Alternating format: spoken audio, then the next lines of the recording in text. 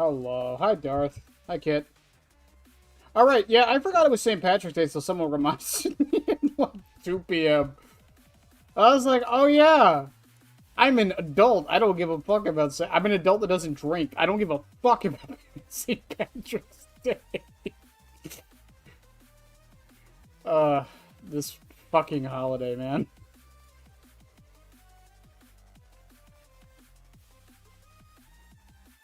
Forgot the draw for St. Patrick's Day? What were you drawing for Patrick's Day?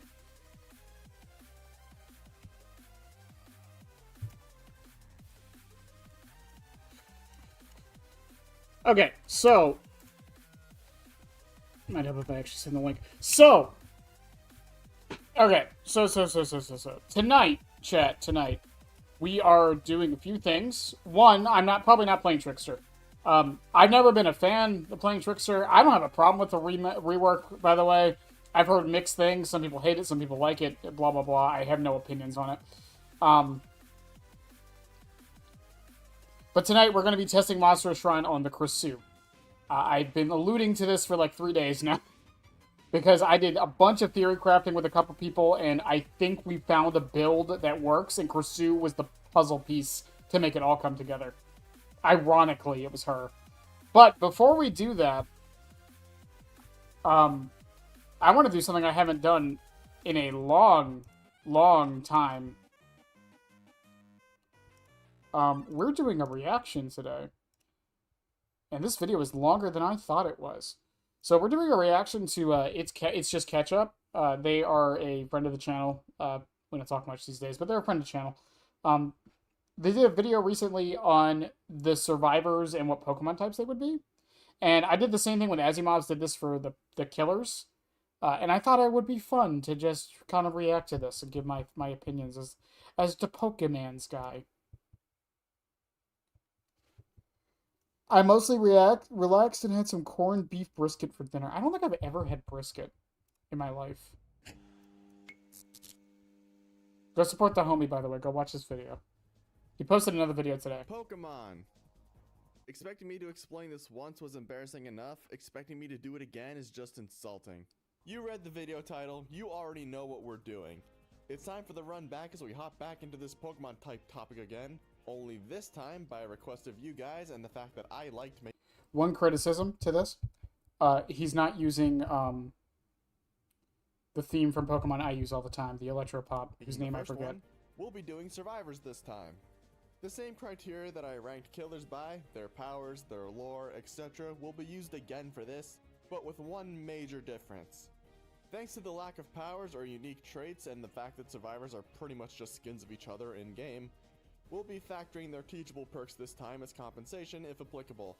Although do keep in mind, many of these are just regular people at the end of the day, so don't be surprised if normal and fighting types show up a lot here as opposed to dark from last time. Yes, that one, Kit. Thank you. I use that theme in like everything. I love that fucking song. It's so good. It's so good. The children demand Electropop. Or Electro Swing. It's so good. No, I get what he's going with this. Like, there's going to be a lot of normal types. I can already see it coming. I hope he gets a little bit more creative with it, though. That was my biggest problem, like, criticism whenever I see a lot of these, especially on the killer side. I feel like people get way too samey, and it's like, oh, every killer is a dark type. Every killer is a normal type. Every killer with, a weapon is a steel type. Like, I want to see something, like... I want to see some, like, unique... like types come up. Survivors than killers to yap about, so let's not waste any time and hop in. Before we begin officially though, there's a couple suggestions and types from the last video that I saw in the comments that I want to go over first. The most frequently brought up one I saw was Vecna being part ghost as well, thanks to him being an undead lich and constantly just unable to truly die. Yeah, I'd say that. Yeah, I can't bullshit my way out of this one. I completely overlooked this detail since I was super tunnel visioned on the spells when thinking of his type, so I will definitely give him this as well. The second one I'm willing to adjust is Hag, since a lot of people felt like ground was a better choice since it would fit the mud and swamp aesthetic better than grass. Honestly, I think either of these types could probably work with air and are pretty much interchangeable, so I'm down to add ground as an alternative. Finally, the last one I'd like to adjust is Doctor. No, I'm not making him fairy like I did as a joke initially, but I remember someone suggesting Psychic due to his electricity causing madness and spawning in hallucinations of him and pallets around the map. Oh, I like that. Actually a pretty good point. He does indeed mess with your mind that way in-game, so I am willing to slot Psychic as a secondary type for him. The rest of the killers I'm not budging on, but I do want to add the one killer I neglected in that video since he wasn't in the game yet. Henry Creel, or Vectuna, or Vecna, that's whatever. He will be Psychic Poison. Psychic is extremely obvious given his powers in the show, but Poison was given due to his association with the Mind Flayer and the Hive Mind, being able to infect people with Mind Flayer particles and work under him and the Mind Flayer. Ice was considered again for the same reason I gave Demo the type, but So I've seen so random game enjoyer, I've seen a couple people saying that the map has kind of been figured out. What I will say is I would still give it a little bit more time. I'm probably going to be playing Pursue on it, and if she doesn't do well on it, then I think it's probably just a bad map.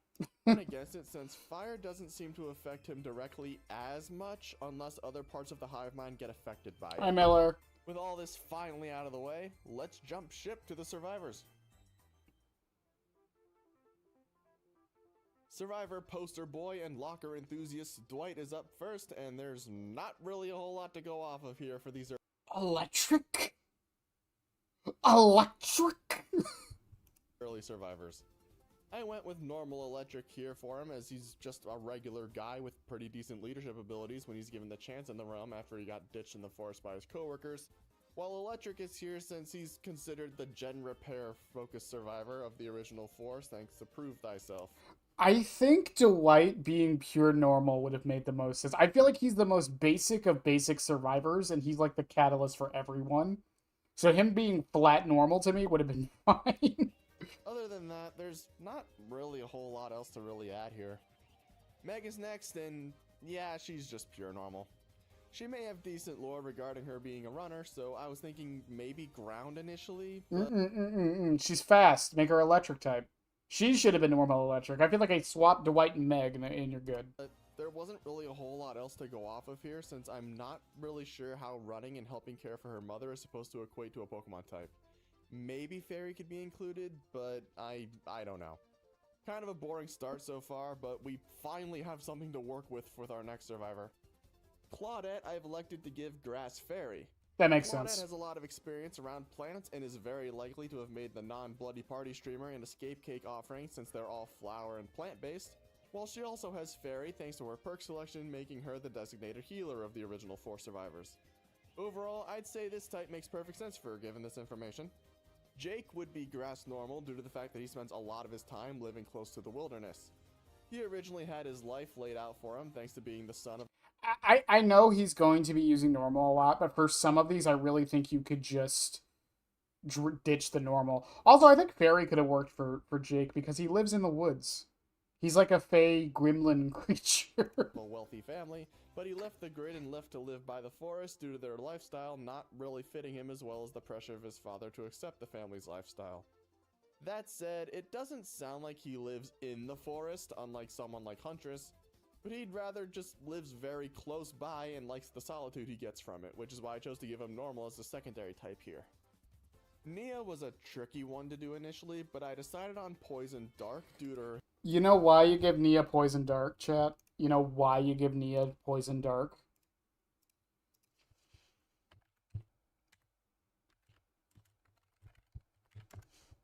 You give Nia Poison Dark because of this guy. This guy right here. That's why you give Nia Poison Dark. It's literally like I mean, he's Poison Normal to be fair, but you know, giving Nia the Dark part because of the... You could have actually done just Poison Normal, honestly. I feel like he was just trying not to make every single survivor normal type. Oh, don't bring back the Nia's entity theory. Come on. Come on. We're in the big 2026. We don't got to do that. History of acting out and rebelling when she was forced to move to the US and began tagging everything she saw and sneaking away from the authorities. Most characters like this in Pokemon tend to have one of or both of these types, so I figured it'd suit Nia fairly well, given her lore. Lori and Bill I'm going to lump together due to both of them sharing the same type and are close on the list, being pure fighting type. Okay, I think fighting does make sense for Lori 100%. Uh, hmm. Bill though, does fighting make sense for Bill? Yeah, I guess he's a soldier. Yeah, Phalanx. Yeah, just Phalanx alone. Yeah. It shouldn't be too difficult why both of them have this. Lori was the sole survivor of Myers' Draw it, zombie and Kit. hadn't Draw it. successfully fought back against him, not to mention being I'm the not owner of asking. Decisive Strike, or Will to Live if you lack the discontinued Halloween DLC. Meanwhile, Bill is a war veteran who later ends up in a zombie apocalypse survivor group against the green flu outbreak. These two were overall pretty easy ones to pin down. It's the type that definitely fits their backgrounds the best. Ace I was originally going to give pure normal on account of just being a regular guy and nothing more, but I later decided. You know what? Ace is a gambler. You got to make him psychic type. I think psychic type would have made the most sense for him. He's a gambler. That's that. There was in the original Red and Blue. There's the gambler type of Pokemon trainer, and it was changed to I believe the gamer. Yeah, I know. Anyways, it was changed to the gamer because of censorship. But yeah, just make him psychic type. I think that works. Decided to go back and make him poison normal due to his background. Ace is a gambler at heart, and he has a very nasty habit of gambling, scamming, seducing, and smooth talking his way to fortune thanks to his insane confidence and good luck. With all of this considered, and all of this being quite unhealthy methods of gaining profit, I decided this was enough to warrant poison. He has a him, huge but this gambling time, debt, so psychic is a terrible Fang idea. Min is easily electric type thanks to her being a gamer. Okay. She almost got fighting due to her time in competitive esports and her perk life. But thanks to Fang herself not really being much of a fighter in her lore outside of this, I decided against it and just have her be pure electric. Plus this would keep up the tradition of gamers and or streamers being electric type focused in Pokemon. I mean, look at Ayano in Pokemon Scarlet and Violet and Kanari in Legend ZA. Those two had the biggest beef of all time. You guys just don't know it. Streamers being electric type focused in Pokemon. I mean, look at Ayano. Yeah. These two have immense streamer drama. In Pokemon Scarlet and Violet and Kanari in Legend ZA. Overall, pretty easy one to pin down for Fang, and there's definitely a case for fighting here, but I'm not gonna go with it here. Speaking of fighting type, however, David is very easily a pure fighting type. No ifs, ands, or buts about it. You know, I say this. I think you could have gone fighting dark, and the reason why, and this is who I would actually pick as David's ace if he had one. Because that's literally what this Pokemon is. It's like a hoodlum. It's crafty.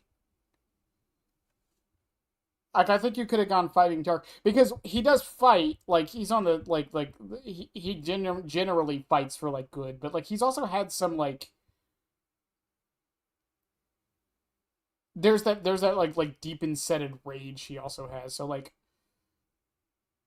yeah, I could see him being part dark type because of that. I think that would work too. Dude's the owner of Dead Hard. He often gets into bar fights and is quick to anger and solve problems with his fists. Formerly played rugby until he did one of the biggest infractions in sports as a whole and attacked the ref to get himself permabanned, so on and so forth.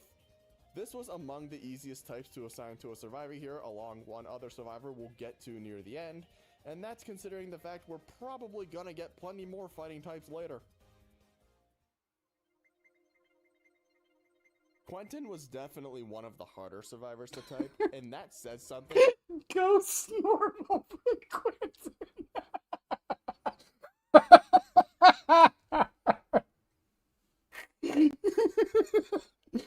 No notes. Since the survivors in general require a lot more leaps in logic to type than the killers to make the video more interesting. Notes. In his lore, Quentin studied the dream world frequently to protect Nancy from Freddy's return, even taking time out of the moments he fell asleep and got tortured by him to learn about the realm's weaknesses and how he could exploit them, with the game labeling him a resolute dream walker in his description.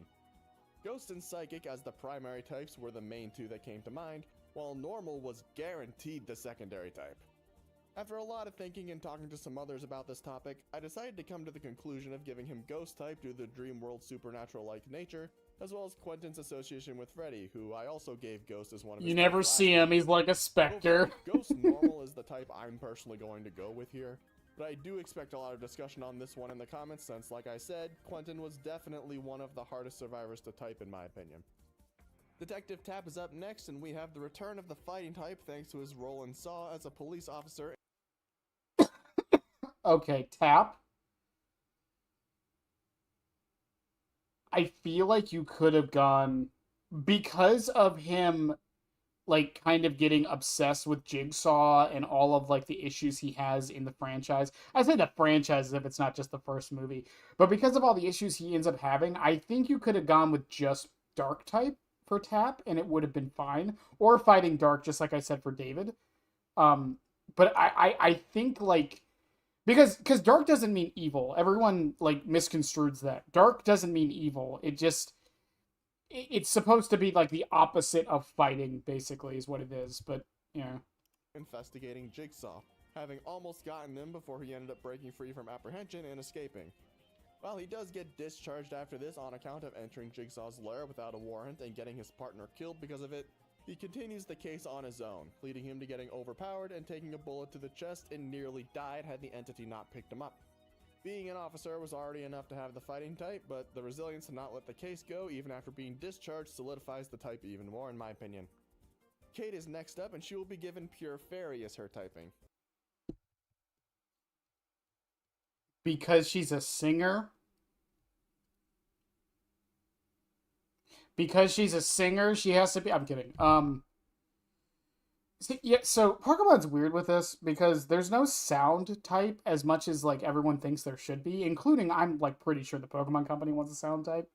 So usually the sound type stand-in is just flat normal, but I think Fairy works, considering... Because there's also, like, in Kate's lore, I think it mentions that, like, her music... And I know they're being metaphorical, but, like, it mentions that, like, her music, like, moves people and, like, calms them down and stuff. So, yeah, Fairy works. Kate is an extremely kind-hearted person who aspired to move people's lives with her music, traveling all over Pennsylvania to play at various venues. From concerts to festivals to bars, she's pretty much got an audience and friends anywhere she went and constantly returned to her hometown whenever she could. All this and her occupation as a musician makes it pretty easy for me to give her Fairy, and while she isn't very magical, she does possess a lot of other traits that the type is associated with. Adam is unfortunately going to be a bit of a boring one by comparison, only being given Pure Normal type. Adam for normal. He's at school. You could have given Adam fighting. You could have done normal fighting for Adam, I feel. Because he's, like, selfless. That's like the very definition of, like, a fighting type. It's, like, selfless. I don't know if anything else really works. Like, you could maybe argue psychic, but not really. Because he's smart, I guess.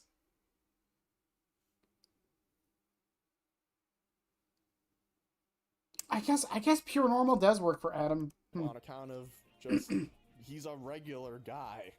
Yeah, he's a teacher who moved to Japan for the job, requiring him to slowly learn Japanese, but this adaptation to Japanese life makes up the bulk of his lore, so yeah, there's not really a whole lot to work with for Adam, so he kind of just has to take normal here and nothing else.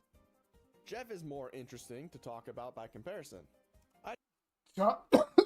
Dark Fairy. I'm going to show, for people who don't know, I'm going to show you the image of a Dark Fairy type. Because I believe there's still only the one. This is the Dark Fairy type Pokemon. You know what? No, I could see Jeff rocking this guy. I could totally see Jeff rocking a Grimmsnarl. You know what? Nope, I dig it. Dark Fairy works. On Fairy Dark due to Jeff being a kind-hearted person with artistic talent on his side, while Dark is here mainly due to different factors. The big one here being his quiet, reserved nature and constantly having to work around his rough upbringing, as well as his perk Distortion keeping him hidden from killer aura perks. A bit of a stretch, I'm sure, but hey, a lot of this list is. It's a lot harder when the survivor role lacks anything super unique in gameplay outside of their lore and teachables. It's no wonder that there's not really a video on Pokemon survivor types, and it's usually the killers that get this topic. We go back to boring, unfortunately, as despite how interesting Jane is as a survivor, being a nationally famous talk show. Jane. Could another type have been added here? She's a talk show host. You could have made her normal fairy. Or just fairy. One of the two. Because again, Jigglypuff, like someone brought up earlier. Meloetta is normal fighting. No, she's only normal fighting when she changes forms. Yeah, never mind. I got either normal or normal fairy. Host with a best-selling book. There's nothing in her lore that could help pin a definitive type down for her, leading me to result in giving her normal type exclusively. There's gotta be something in here I'm overlooking, so if anyone's able to suggest another type for her, please let me know. Jane's a really cool survivor, so it's very annoying to me that I have to give her this type over something else. Ash is next, and he will be joining the fighting type crowd due to Fighting Steel. No, that works because he doesn't have it because of his hand. That's actually that works. This is probably the only Steel type we're gonna see in the whole fucking video too.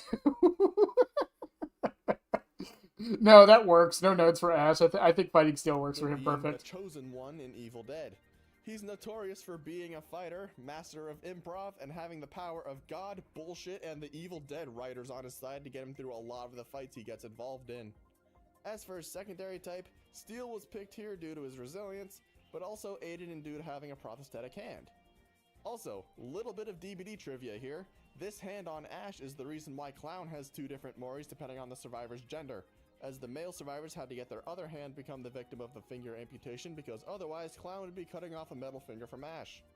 Overall, Ash is a fun character, and I think this type would make the most sense for him. Nancy and Steve will be together since both of them will... Nancy and Steve fighting type.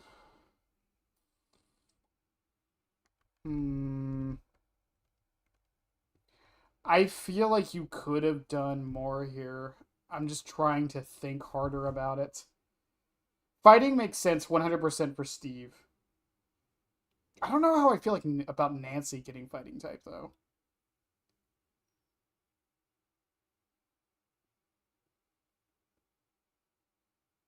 Yeah, Mr. Slashy. Slashy Williams, whatever you want to call him.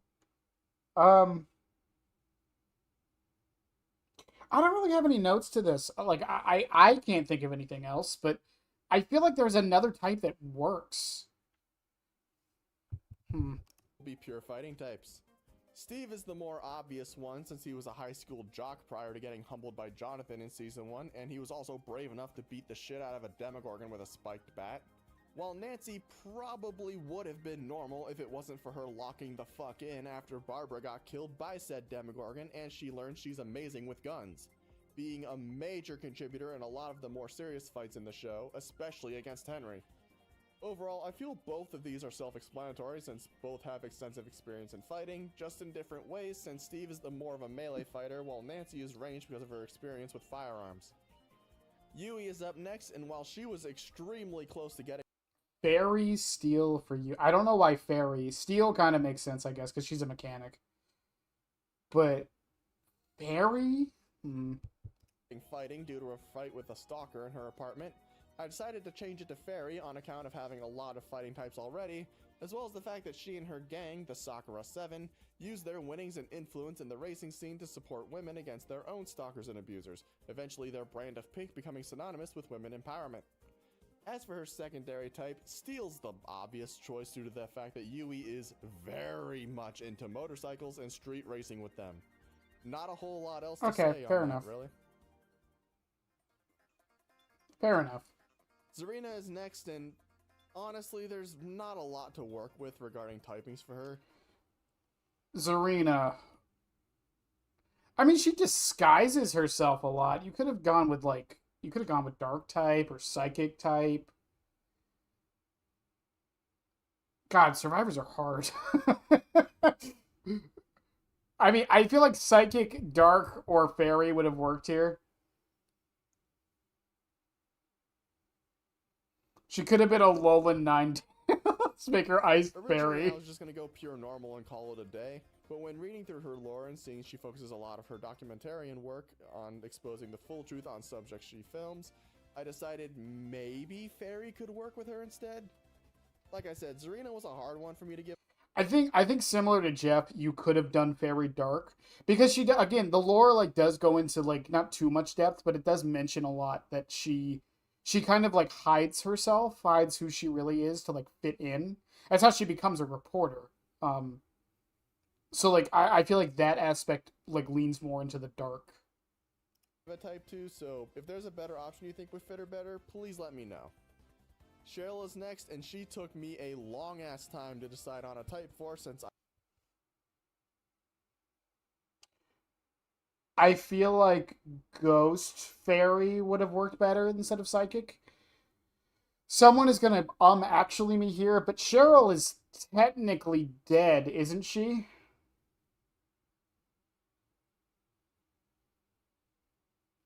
Am I wrong with it? Isn't she technically dead? She's rebirthed from Heather.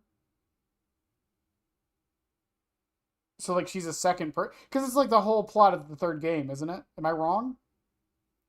So like if I'm not wrong, I feel like Ghost could have worked. Ghost Fairy or Ghost Psychic could have I'm worked. unfamiliar with Silent Hill 3 and its Fuck it, plot. have a dragon. The first type I decided on for her was Fairy, thanks to her childishness, naivety, and her remarkable amount of kindness, and her Bill should have been a dragon type. Hear me out. time in Silent Hill reflecting her fear of not being ready to be an adult. While the second type I decided on Psychic. I tried the best I could with trying to find a reason for this type in her home game, but the best I could think of would be that she's the target of a cult trying to use her as a sacrifice to start up their twisted version of Paradise.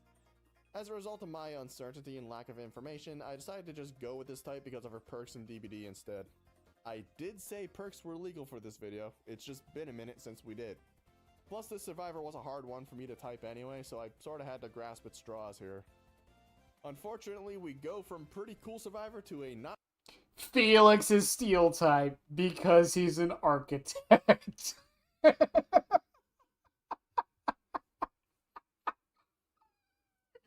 I swear if that's his reasoning. I swear to God if that's his reasoning.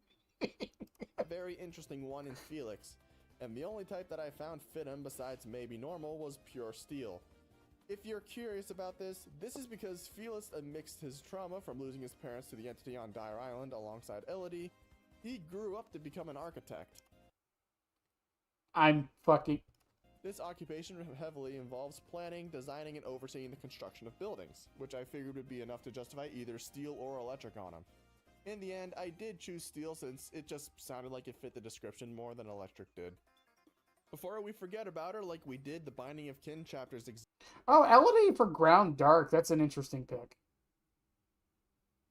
Ground Dark for Elodie is cool because she's basically like Laura Croft. That's what she's supposed to be. So Ground Dark. That's okay. Elodie is up, and she's been given Ground Dark.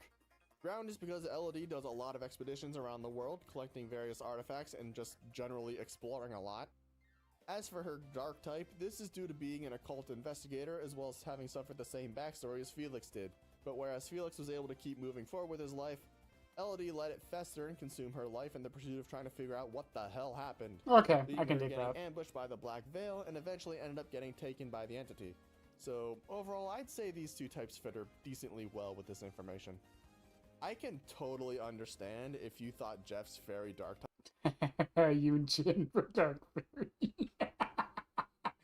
Ah. Okay. typing was a bit of a stretch, particularly on the dark side of things. However, will you say the same about this type also being on Yunjin? So, chat, does Grimmsnarl work better for Jeff or for Yoonjin? Does Grimmsnarl work better for Jeff or Yoonjin? I'm leaning more towards Yoonjin, honestly. This survivor is the picture-perfect example of what I'd imagine a dark fairy type to be. She's heavily involved in the music industry as Trickster's manager. She's self-centered Really, and Jeff? primarily Alright. focused on advancing her career to the point of It's the hair, ultimately isn't it? It's being the an hair. accomplice of Trickster's murders, finding his USB if people screams and not reporting him. Hell, even when Trickster murders the entire Mighty One staff, it is preparing to finish off Yunjin before the entity arrives to take them both.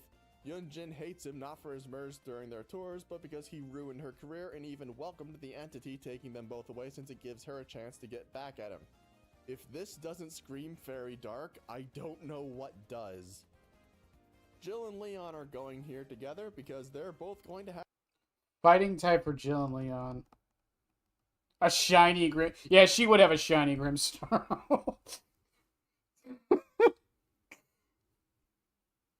Yeah, unfortunately, I don't think there's...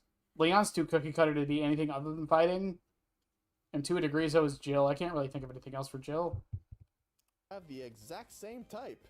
Leon is a police officer, and Jill is a STARS member who had to fight her way through Raccoon City's zombie outbreak with the hulking BOW that is Nemesis on her ass the entire time.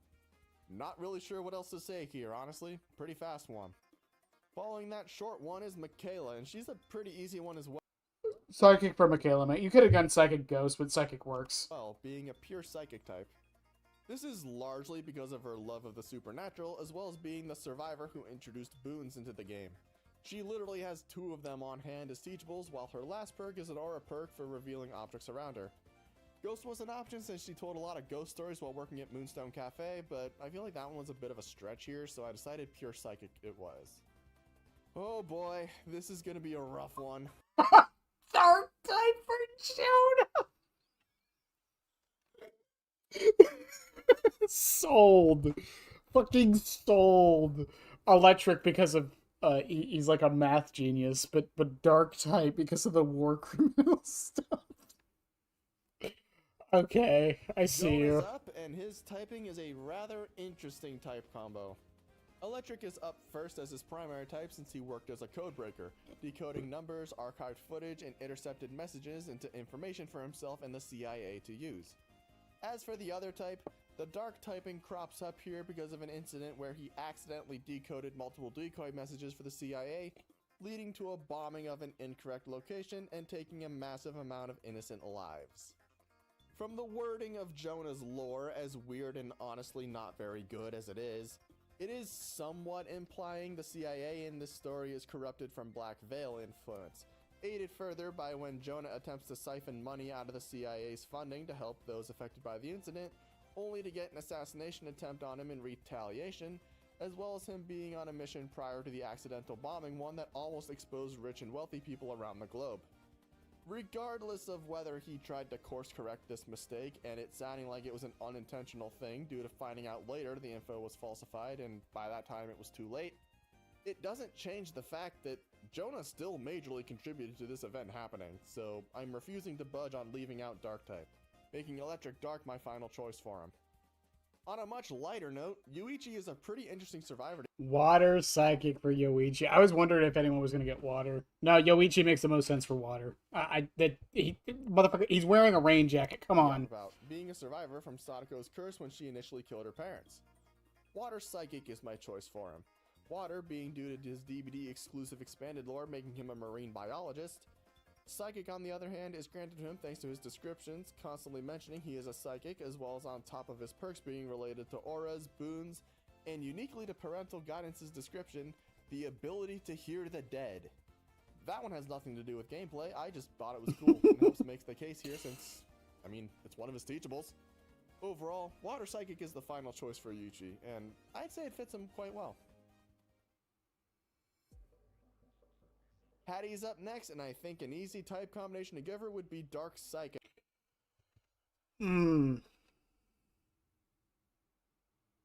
Dark Psychic.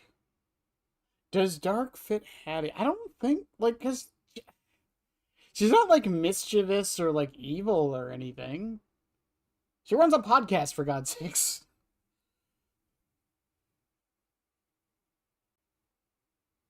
Ironically, I think Fighting Psychic would have made the most sense. Or Fighting Psychic, I feel like would have made the most sense. Because she fights against dark, dark types. Like, she fights against, like, vampires and such.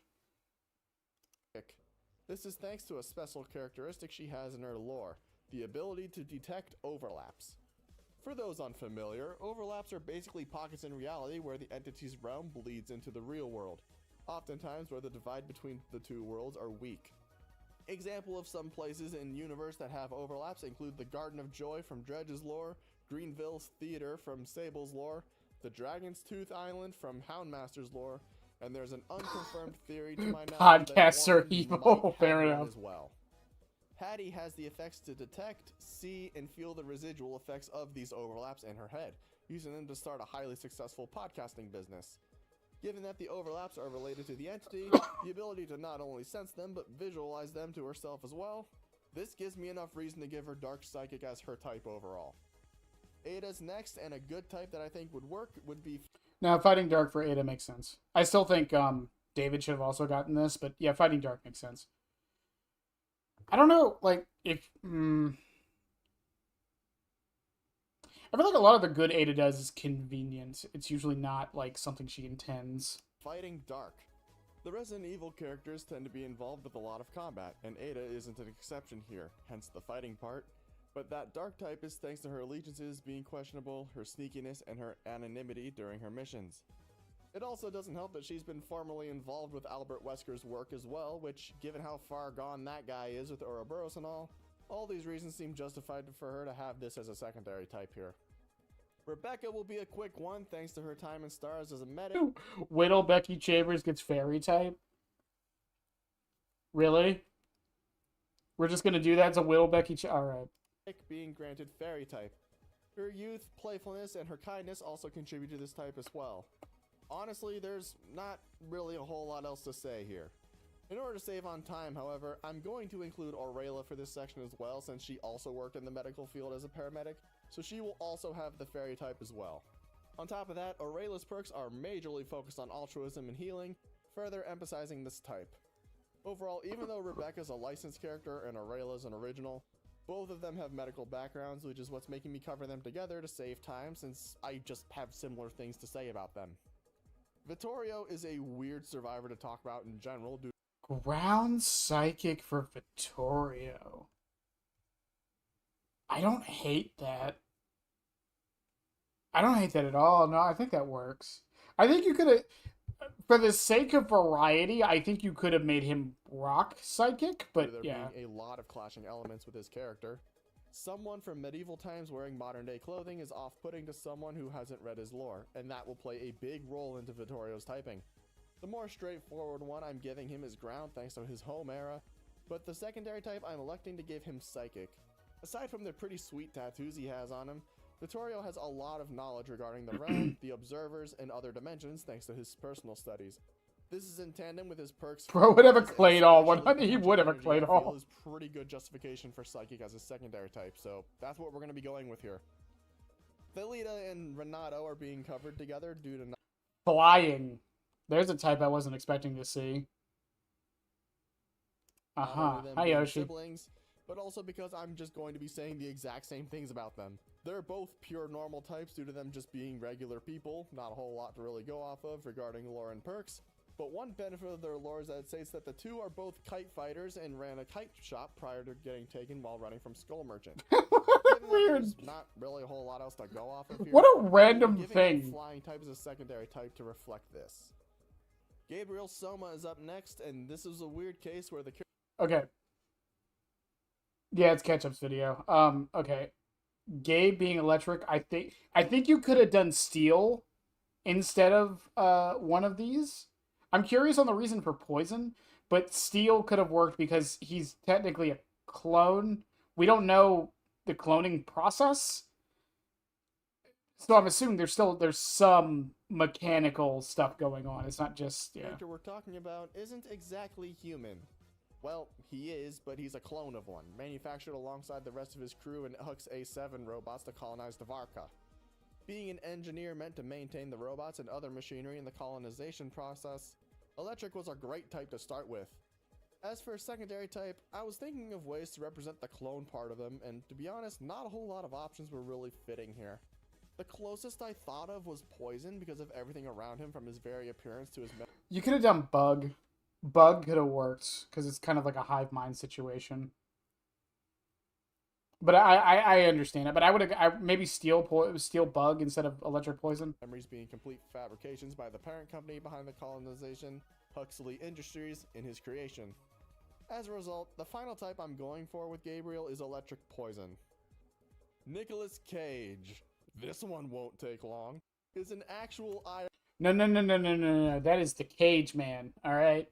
That man is normal dragon, and I will have no say on otherwise. I don't have to explain myself as to why Nicolas Cage is a normal dragon type, okay?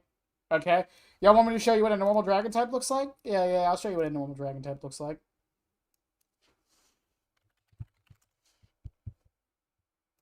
Yeah, yeah. See? See? It's Nicolas Cage. It looks just like him. Don't tell me it doesn't. Am I joking? You'll never know. IRL guy who gave the go-ahead to be included in this game. Because An of iconic actor to bees. many around the world, and his perks reflect this by not only being genuinely good in their own right, but also being extremely funny thematically, both in descriptions and their use cases in-game. Dramaturgy is the speedy gambling perk, scene partner is every Steve, Lisa, and Robin Main's BFF, and plot twist is the self-downing perk. Where am I going with this? Well, Nicolas Cage is pretty much the normal type of the video.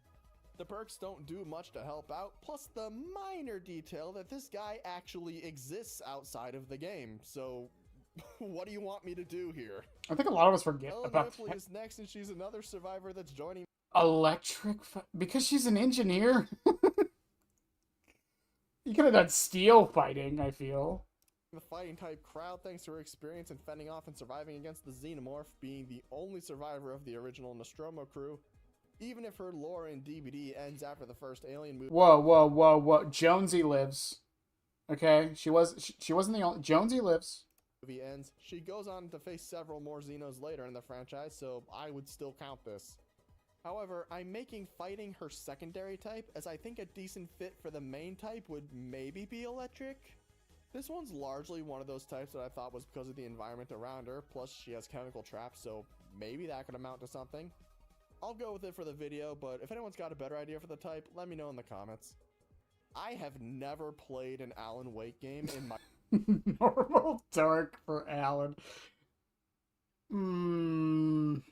I think just because of like the duality of Mr. Scratch, I think that works.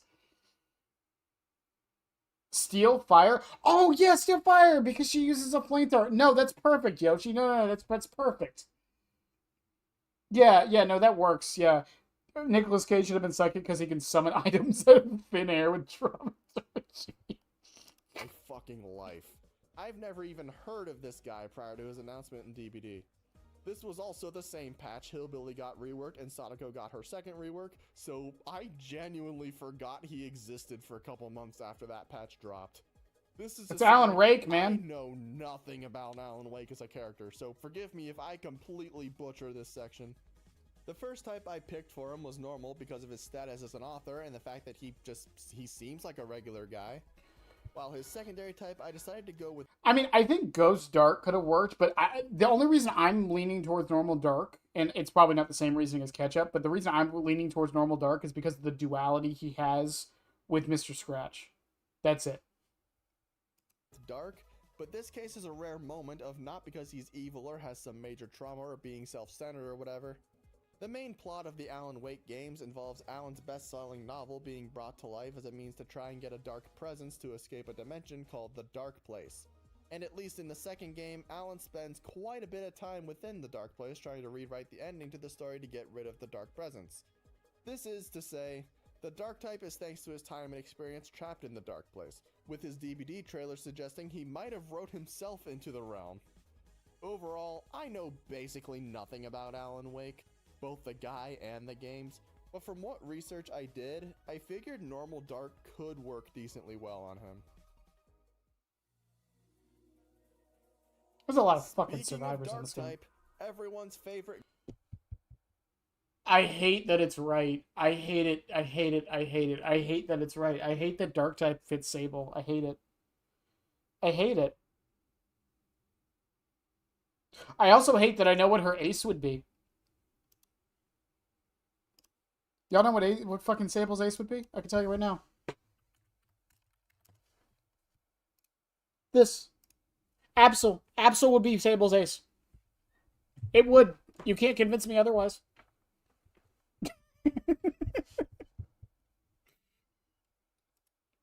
It's so edgy and cool. And no one understands it. Goth Girl is next, and yeah, I don't really have to yap much here, do I? Sable's lore makes it clear she's really into intense horror stories and films, dark subject matter, the occult, urban legends, and a whole lot of other stuff, to the point she has made an entire radio show in her attic about it.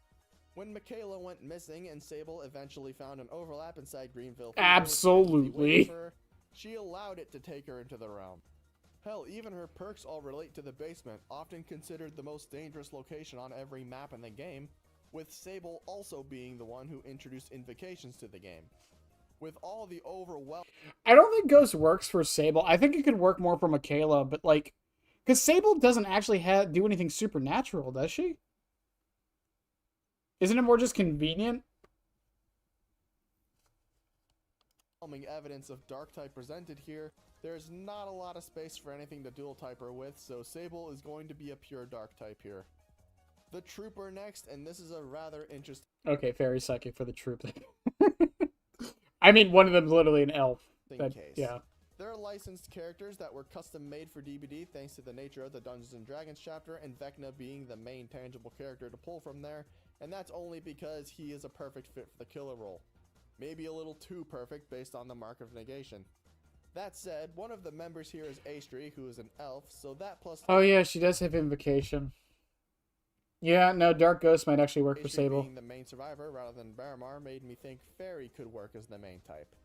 As for the second one, according to their lore, Baramar is proficient with Arcana, and this proficiency and wanting to show off being why the entity grabbed them in the first place. And their perks Still Sight and Mirrored Illusion are making me think of having Psychic as a secondary type, so that's what I ended up doing here. Overall, pretty straightforward type despite being a weird case in the licensed survivor group. Following them is Lara Croft, who will very obviously be part of the fighting. Hey, we got a rock type. it took almost 30 minutes, but we got a rock type, and I actually think it works. Type crowd, since she is basically the survivor, so there's not much discussion to be had on the main type front. As a secondary type, however, Lara is quite the adventurer, but also an archaeologist as well, so I think this would make rock or ground a strong contender for the secondary type.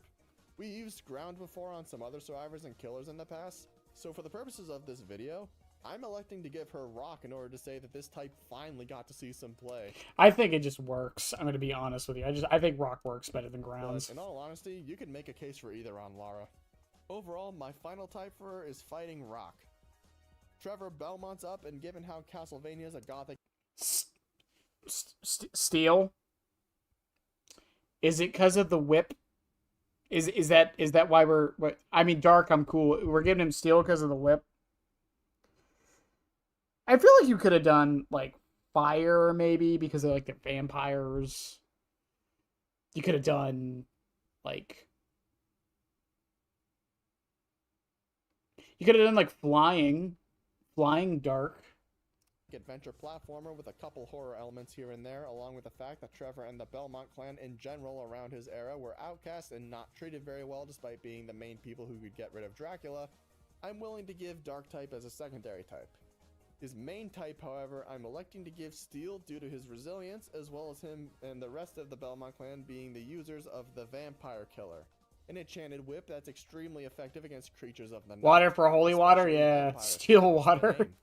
Many depictions of the whip, at least from what I've seen, have the whip to be shown as more like a chain whip as opposed to your traditional one. But thanks to this thing's appearance being inconsistent across Castlevania titles, Trevor having Steel type can be a bit subjective. But I'm still gonna go with it for the video though, so my final pick on him is Steel Dark. Tori Kane. Gee, I wonder what the evil cult survivors type was gonna be. Make her Dark Fairy. I swear to God, if you don't make her Dark Fairy... This might be controversial, but what if, hear me out, we make her grass type? Tori is very obviously dark type, and dark... I don't know, you could have done Dark Grass. Type alone. I don't know. Like I said, she's a cult member who actively worked her way up the hierarchy and nearly made it to being a killer in this game because her final test to be one of the elites in the Black Talon, aka the Black Veil if you're attentive to this game's lore, was to kill Hattie's podcasting partner and brother, Jordan, after he nearly exposed them after Hattie got taken by the entity. Her hesitation to finish the job on account of being her first murder was what landed her as a survivor, but the fact that she went this long and far while not regretting anything even after getting taken, even outright begging the entity to let her be a killer in some of her lobby lines, solidifies the fact that Tori is not escaping the dark type allegations anytime soon. Skipping past Aurelia because I already yapped about her. Michonne and Rick are fighting ground. Why is Rick ground type? Am I missing something? I didn't watch much of Walking Dead, so I don't really know enough to say anything. During Rebecca's section, the 2 Walking Dead survivors are up next, and both of them are primarily fighting types due to their survivalist backgrounds during that show's zombie outbreak. Not much else to really say, but Rick in particular will also be getting the ground type as a secondary type, although admittedly this is primarily because of apocalyptic ingenuity. Okay, fair enough. I've never seen Walking Dead in my life, so I really don't know what to go off of here. You coulda get. Doesn't Michonne usually use a katana? Couldn't you? Because he walks on the ground. There we go. Could you? You could argue steel type for Michonne, maybe because of the katana. V, I would imagine, is a pretty easy survivor to give a type to, given past reasonings for characters with similar backgrounds. Okay, yeah, I'll give you Fairy normal for V. Fairy is the primary type I picked because of her musical background. You know, I will catch up if you're listening to this. By the way, I will give you this. This was hard to even critique. Just so you understand, I get that this was hard to make in the first place. This has been hard to critique. Being an expert with the drums and being part of a band known as Axe Kick, spending all of her downtime helping the band reach international fame. However, that's all you really get out of her lore-wise in this grand scheme of things, so I just decided to give her normal as a secondary type to help break up some of the other... Steel? Why Steel Fairy, Yoshi? Why Steel? I'm curious on Steel. Because of the drums? Pure fairies on this list. I'd say the typing works overall. Oh, yeah, they could have done rock because of rock band. Play into the pun. Because she's metal. Fuck it, just make her steel rock. Just make her steel rock because she's metal. But you could definitely ditch either type on her and go solo as well. Jeff and you were both Dark Fairy. Both of them actually were. 11 is a pure psychic type. That's the end of the discussion. Yeah. No, just yeah. Dustin, on the other hand, required a little bit of... Electric normal for Dustin.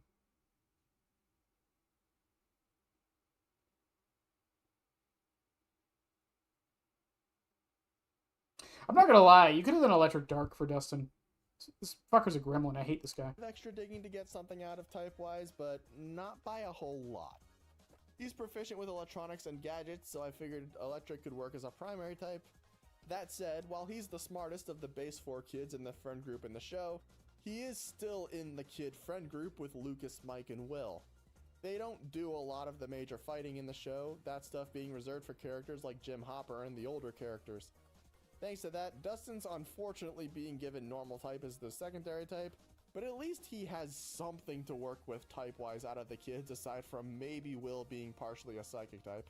Everyone in that friend group would be at minimum normal types. And finally, our latest survivor on the PTB, Kwon Tae-young, has a little more to go off. I literally know nothing about this character. I have not read the lore, so I have no opinion on this. Than in his base lore, thanks to a webcomic that featured him that released before the PTB did. And I figured a fitting type for him would be Electric Fairy. Electric is here due to his experience and expertise in creating virtual AI idols, and the Fairy type as a secondary type comes from his latest and most advanced model that would be his pride and joy until it began to inherit the negative traits of Trickster, Mina. This model was meant to be a female version of the K-pop idol that was meant to keep his edgy Oh, he's an AI tech bro. appeal while suppressing Dark his type. negative traits, allowing her to be controlled by Mighty One. Due to Kwon's heavy association and attachment to Mina prior to her starting to inherit Trickster's psychopathic behavior, as well as Kwon just getting a girlfriend, I decided Fairy would be a good fit as a secondary type, making the final type Electric Fairy. And that wraps up the Survivor side of things. This video took a long while to make, just like the killer version of this topic, so if you enjoyed and you want to see more, feel free. Okay, alright. Please go check out Ketchup, by the way. He makes really good videos. Honestly, he does. I love his stuff. Um, they're kind of like Asimov's videos. That's not me diminishing or anything. I'm just saying. But yeah, go check out Ketchup for real.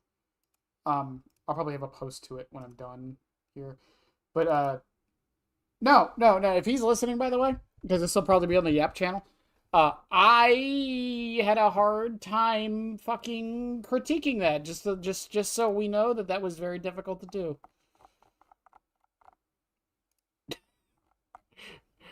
I remember when we did the one for Azzies for the killer type ones. I was like, wow, I have a lot to say here. Or I have a lot to say about this. Not this one. Not this one at all. You already subbed? That's good. That's good. That's good. You should all do that. You should all go do that. Okay, now the real thing we're here for, Dead by Daylight. Oh, I didn't get the intro. There was a new intro. Okay, I wanted to check the patch notes real quick because I think a couple things changed, and I'm not 100% sure. Computer, or you? Okay, thank you. No, that's the same. That's the same.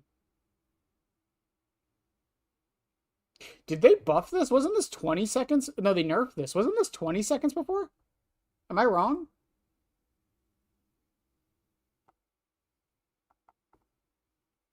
Krisu Gaming. Yeah, we're getting there. We're getting there, I swear. Main events, add-ons. Yeah, we're just gonna try to make fucking Monstrous Shrine the new meta. I got this. Special breaks, basic breaks, blah blah blah. Fog Vial changes, right? That was this patch. Survivor perk updates better together. Fast track change, self-preservation rework. Unbreakable. Once per trial, while down, you can fully recover. While down, you recover 35% faster. Now only grants the survivor the ability to recover when the killer was specifically responsible for... Oh! Was this on PTB? Do I not remember it? That's actually kind of big.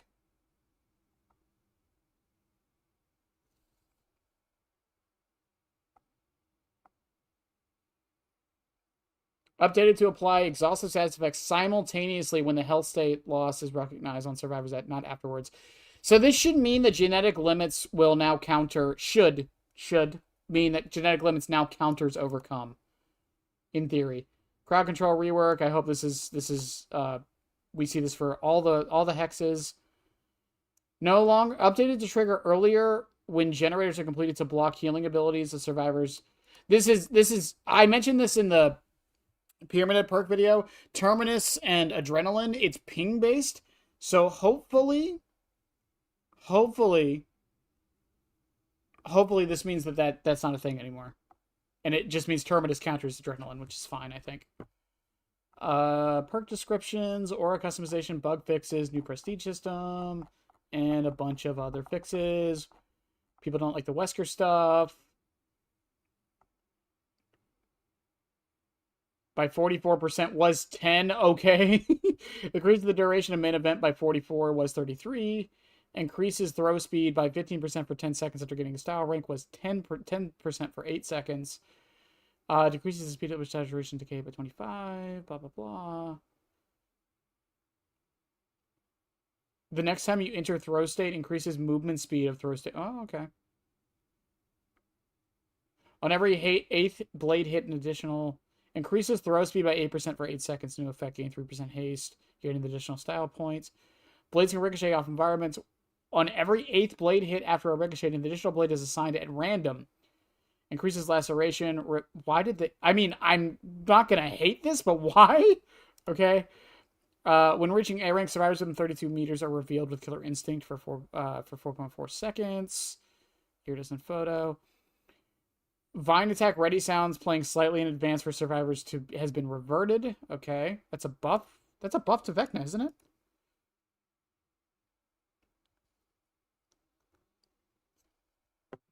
Technical improvements to reveal system. That's good. Survivors can now reveal Ghostface more accurately when within 18 meters of their location. While cloaked, uncloak whenever you break basic pallet, explode, or damage generator. Previously included damage and generator events. Updated this add-on's behavior to be more consistent across all existing generator damage and explosions effects that can trigger. So they didn't remove turn back the clock's interaction with this. Is that what I'm reading from this? We're good. They didn't remove it. When all survivors are downed or hooked for 90 seconds. What is this? Oh, just low. Okay. Well, not as much as I thought. Wait, where was Pop? Did I miss Pop Goes the Weasel? Was it not in there?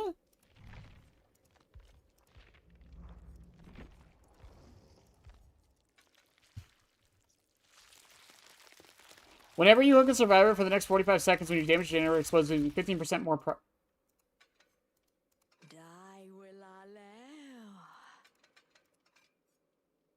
Wait, can't I... Hold up. Aren't I supposed to, like, click on this? Oh, hang on a second. I thought you could click on this and get more info.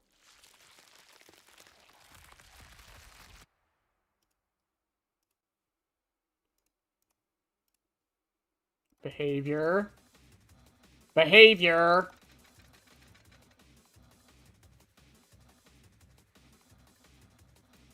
Oh, it's only if it has that. Okay.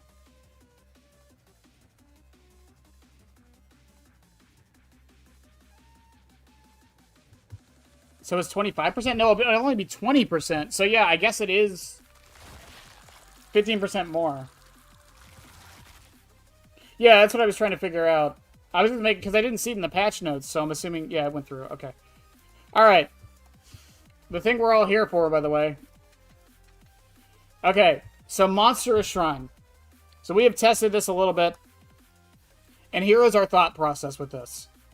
Krisu can get away from the hook extremely fast. And based on the math I've done, she should be able to save about 13 seconds or so from a hook if she leaves immediately. The idea is to go around and hit and run with the with the vomit, and then do the rest yourself. And then we're bringing Gift of Pain, because that means even if they get unhooked, there's still punishment. Gift of Pain is also a good counterbalance to the fact that they get fully uninfected when they get hooked. Turn back the clock for the slowdown. And then the last perk was a toss-up. I wanted to do a few different things. 15% of 90... Well, no, it's not 90 seconds. It's 100 charges. It's not 15% of... Wait, hang on. Pop's 18%, no. 15% of 90 is 13.5, and 5% of 90 from base kicking is 4.5. See, this is why DVD math is so fucking annoying, because from what I understand, the devs use a charge system of 100 charges, not the seconds. Shut up, Krisu.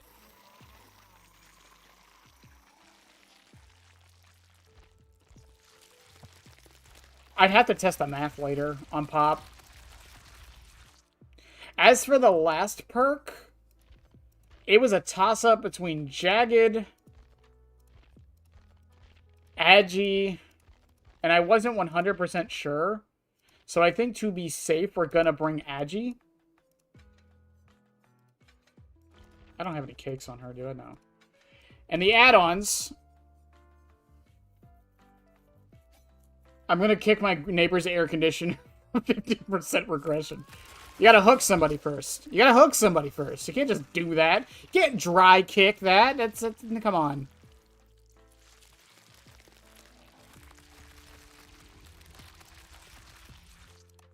Some people are gonna call me dumb here.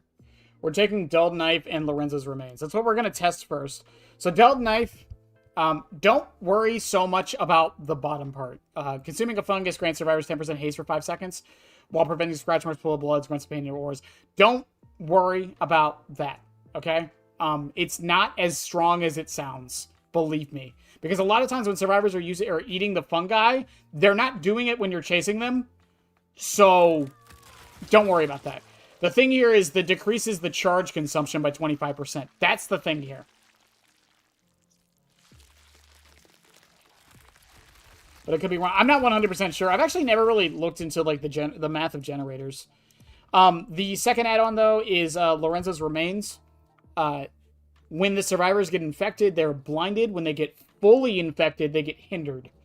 The first part of this is the main thing. This will force survivors to either go and find the fungi or not be able to see their teammate. Ren Libretto? Is that the, which one is that? Decreases consumption rate by 15%. Oh, yeah, no. That's only for 15 seconds, though. This is permanent. This is at all times. Wouldn't that be better?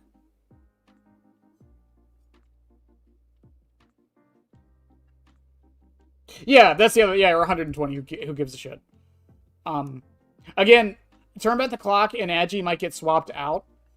But I think Scourge Hook, Gift of Pain, and Monster Shrine are the requirements for this.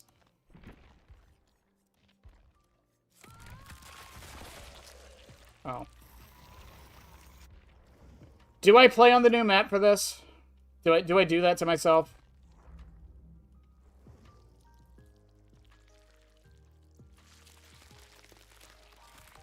The Headlights cosmetic? What the fuck is the Headlights cosmetic? This one? Sure. Fuck it. We'll try the new map, see what happens. I have not played Kersu in so long, by the way. I don't think I've played her since, like, the first week she came out.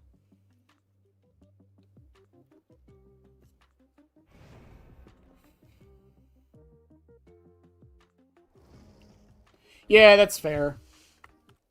But I do also want to be able to, you know, go around and, I do also want to be able to go around and infect people. But then again, I guess I'm doing that in human form, so that's, yeah. The map isn't very big, so it might hurt your use of Monster Shrine. We'll see. We'll see.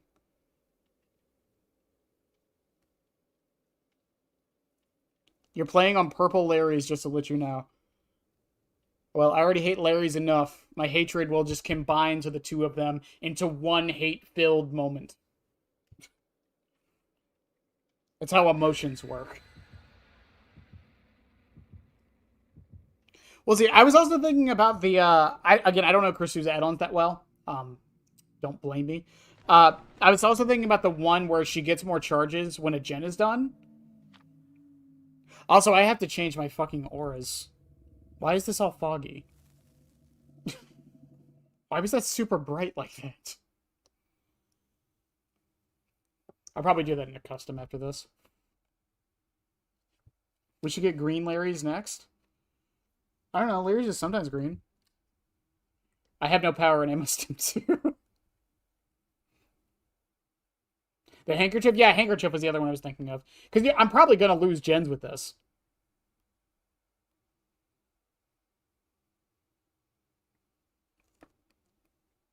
I'm also probably going to lose in general because I haven't played Kersu since release.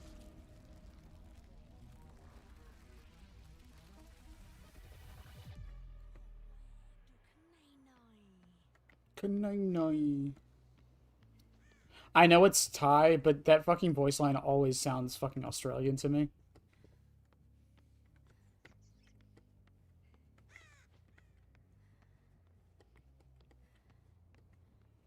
Alright, is this gonna be like the Freddy Fazbear's, by the way?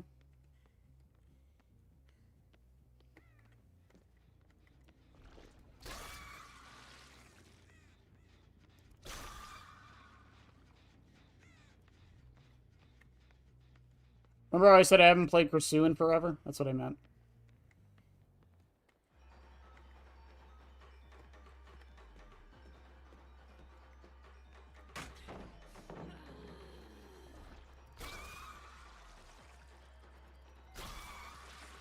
That missed!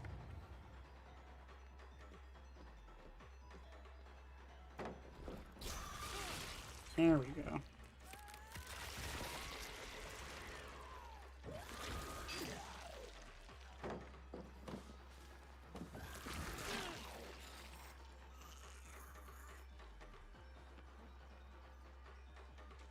Oh, he hopped over there. I got confused with scratch marks.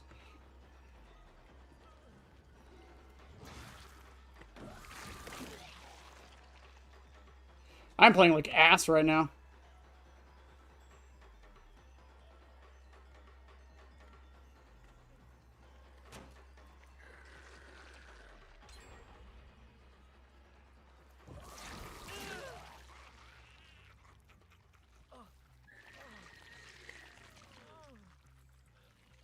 Do I have a skirt check bar? I don't. Okay.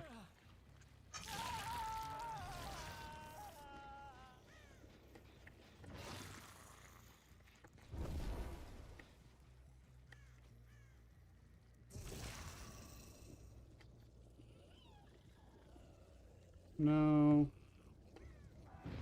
They got him.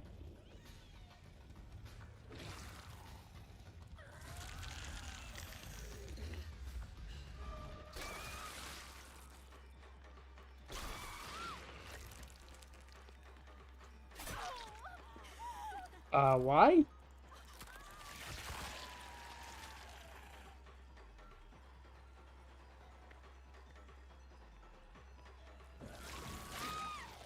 Okay.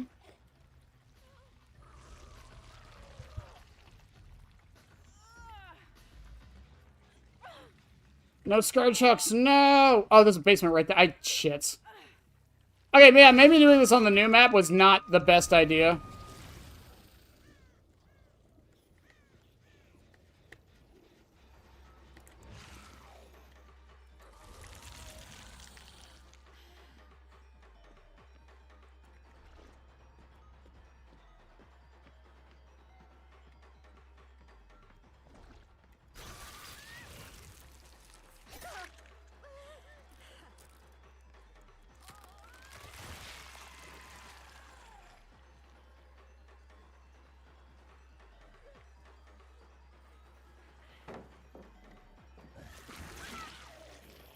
She tried. You know what's sad? I'm looking at the Yunjin's timer. I probably would have got it.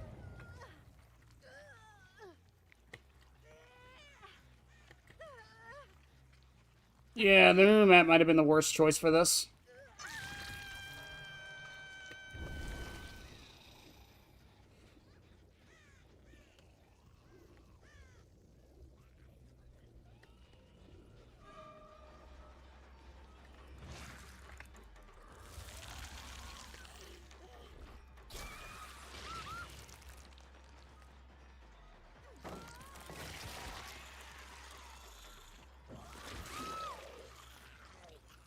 Okay, basement is here, so this is possible, by the way.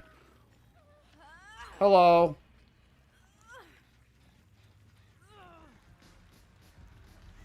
Well, it would be possible if I knew how to get to basement. Do I still make this or not? I don't think I make this. Nope. I thought it was closer.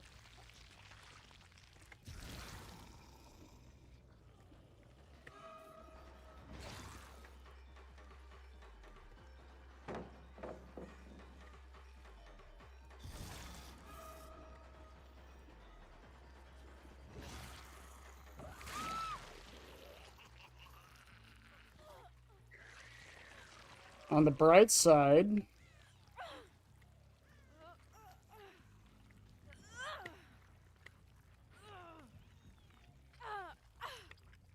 So no. We're just testing out something a little different today. I had a thought process to try out, Monstrous Shrine. So we figured we found a killer that might work decent with it. Which would be Miss Kursu here.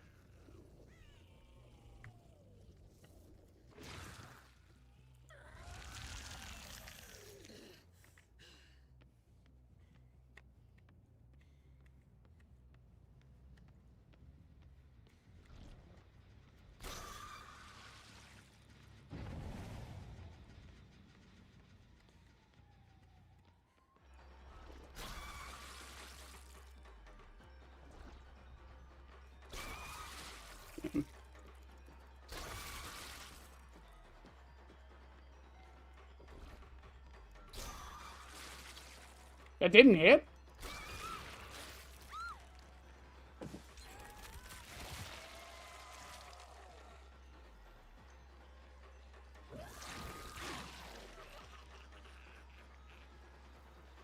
Do it.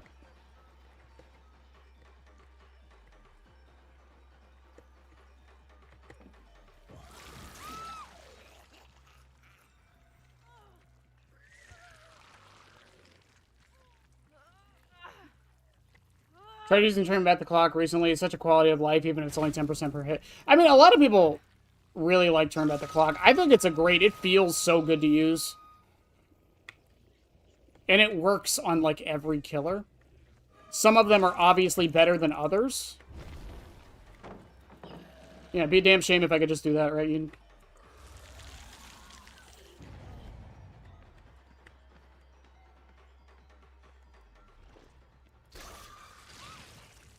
I just wanted to infect her.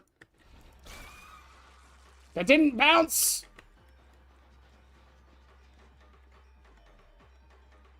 Oh. Man, this map is disorienting.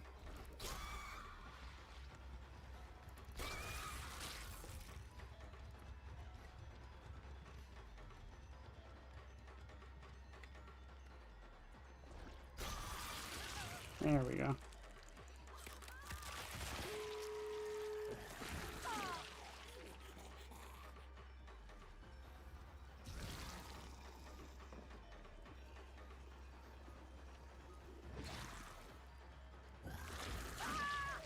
Okay.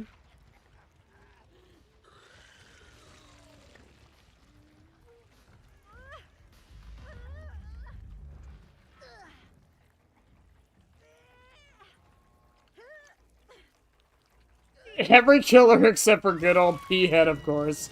Yeah, because P-Head is the ultimate killer. What do you mean? I don't know, Chad, considering how bad I did, not knowing the map or anything like that, I don't think this was that bad.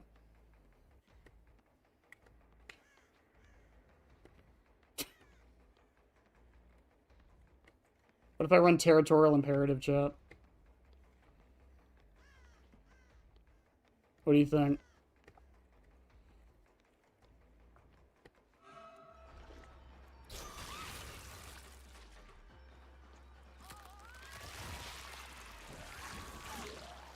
What if I run territorial imperative?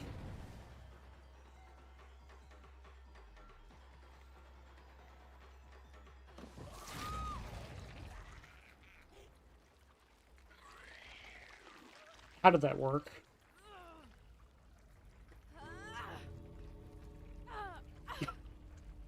Yeah, I had spotted. Shut up. I kind of thought she would go under it, if I'm perfectly honest with you.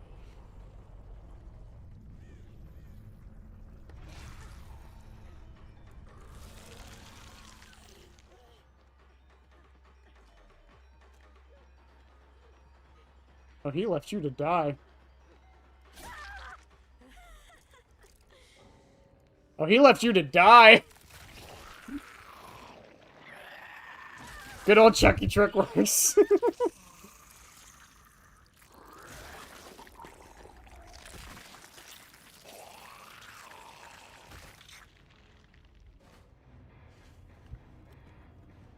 So, I think we did find a problem with the build. I think we definitely found a problem with the build. Well, 3 brand new parts. That'll fucking... I am shocked I did as good as I did. You know what? You know what? I'll take it. A 2K?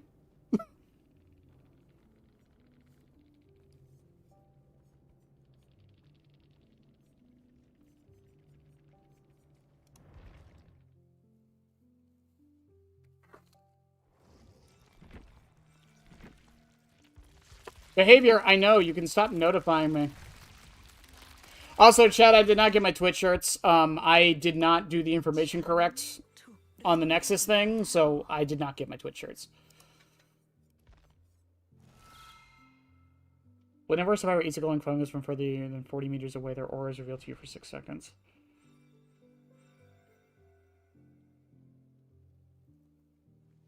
No, it's not a bug. Supposedly it's not a bug. It's on purpose. It's the Unity kind of like teasing trickster.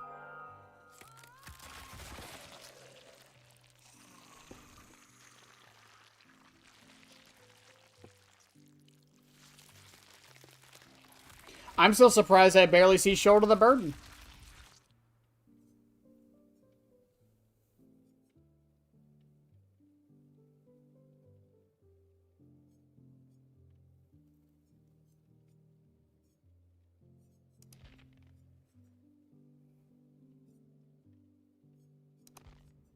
Hmm.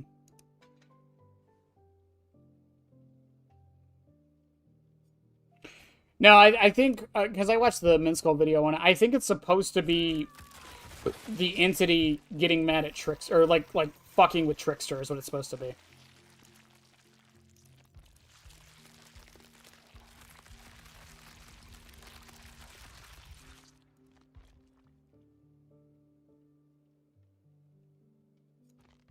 No, that's true. It's just a very powerful perk. I'm just still surprised I just don't see it. I'm thinking, do we do Jagged instead of an Agitation? What? I like to do the theory crafting with everyone with like input, but do we think Jagged would be the call instead of Agi?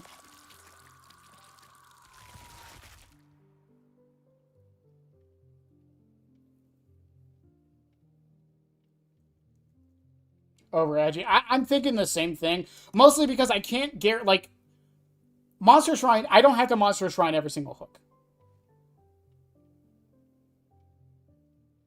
and it tells me where to proc clock, which is also good. So it's info, right? Because that's kind of the one thing this is missing is information, and that's like the best way to get that.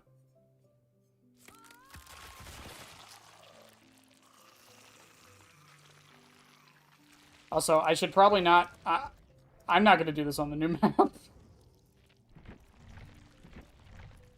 I know there's a chance we get worse maps, but I'll take those chances. Whatever you say, V.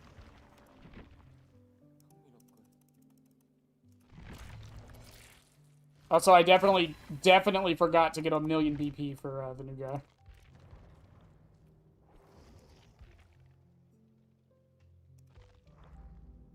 Well, actually, that's not true. So, because of how Monstrous Shrine works, it's actually worse to hook them in the basement with it. Because you take longer to get away.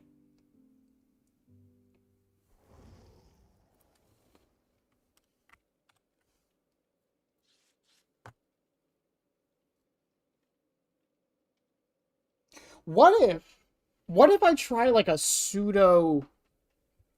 What if I slug one, go after another, keep that person infected, and use that for my general, and then hook the next person I see?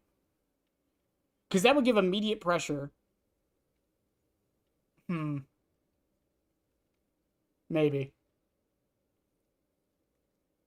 That would give immediate pressure and keep the infection going and let me hook the next person.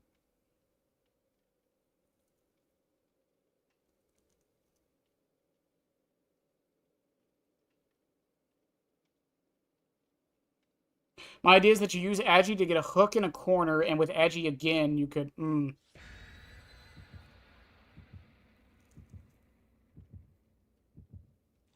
No, Krisu is pretty fast to get out, but that's the thing. I would want to make it as fast as possible to get the most use. Even if it only gives me that 1 extra second, that could be the difference. Again, there was that one Yoon Jin in that match right there where I'm pretty sure she was on a Monstrous Shrine hook. She would have gone to second stage.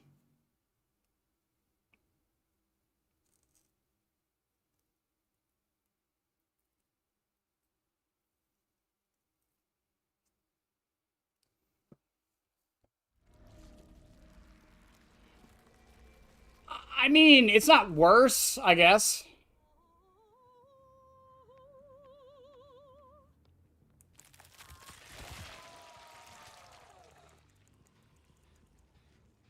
I saw one go right. I'm going to go for this guy.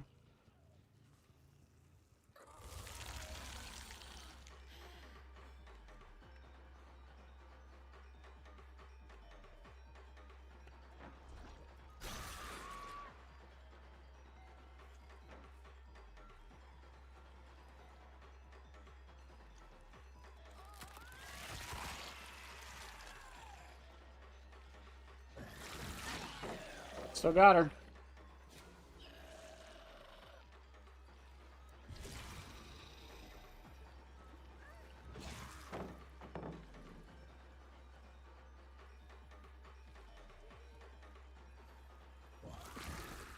Damn. Yeah, that's just my lack of Kursu knowledge right there. That was good.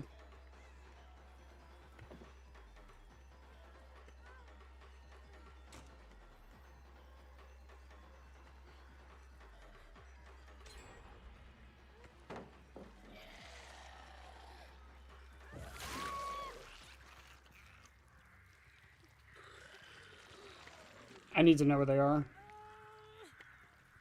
Plus, this hook is all the way in the corner, so this is perfect.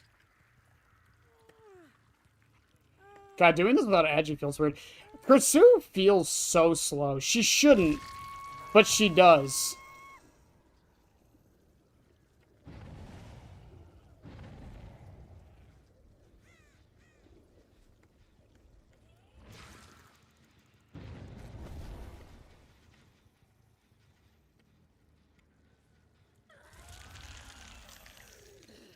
Is someone coming for the hook now, though, is the question.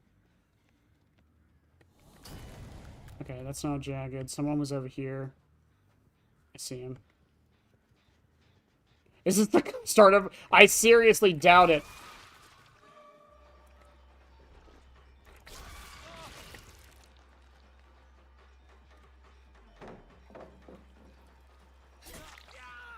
With how this is going, I seriously doubt it.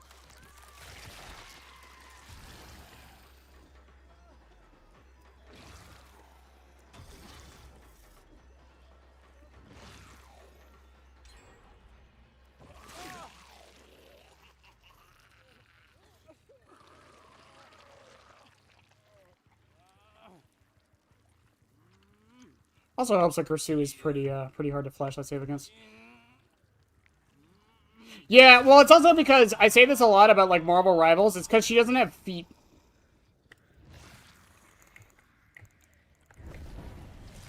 She doesn't have feet, and it seems like a dumb thing, but because you're not seeing her feet move, it makes her look slower than she is.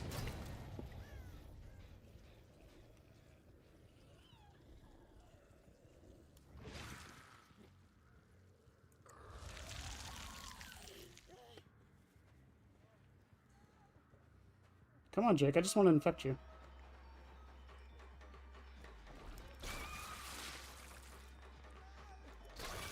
That's all I wanted.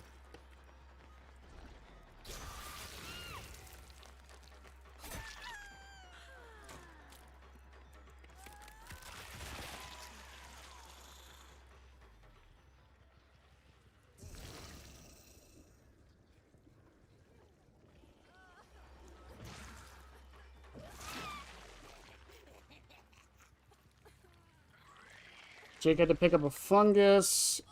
There's a scourge hook right here. That's perfect.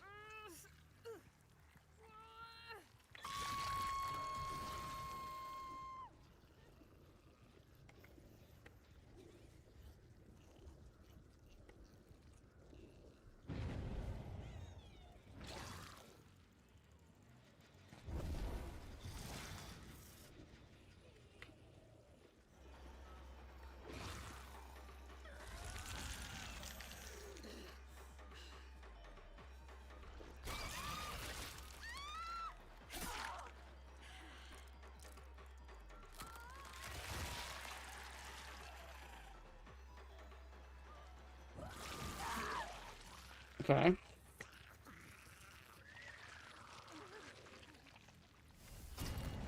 They got her off. That's fine. I have a scourge hook right here. I think I have time. No, I don't.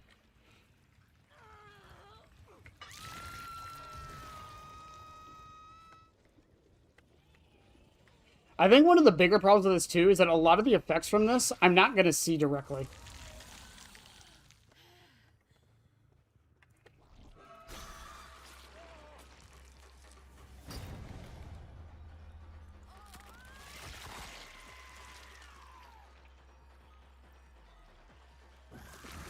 Third-person cam, Jake. Third-person cam.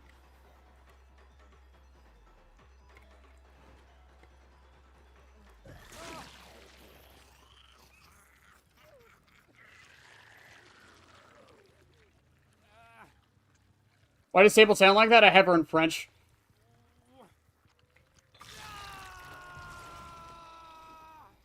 It's still that one. Sable went right back to it.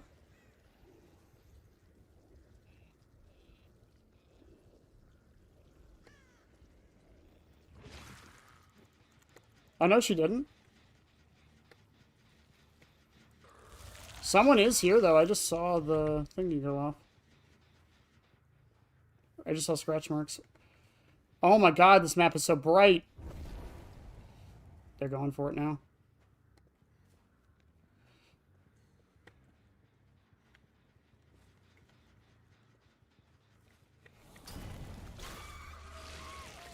I got them both.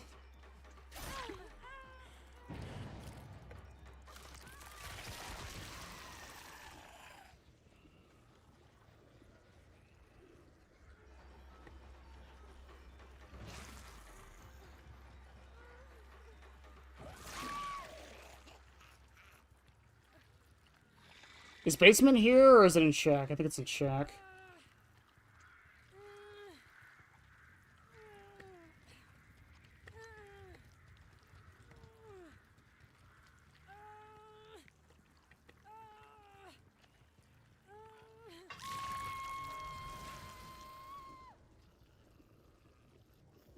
Come on.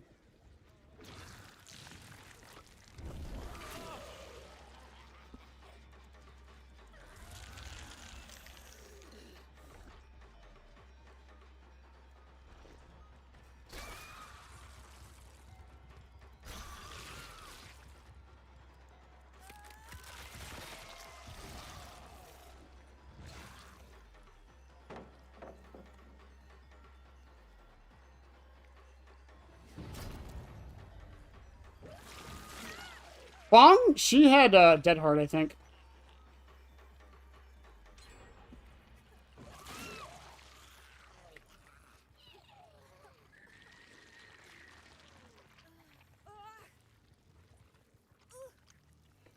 Do you think they did an amazing job adapting him into DVD? Who, Springtrap? I think they did okay. For what he was, I think they did fine.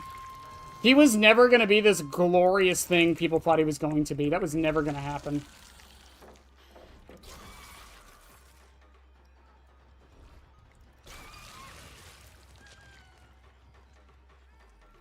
Ooh, good shit.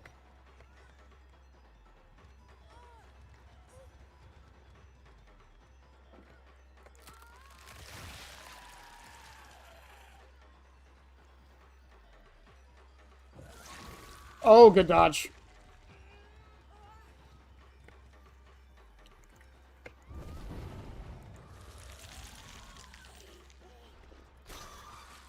Oh, I thought that would hit for sure.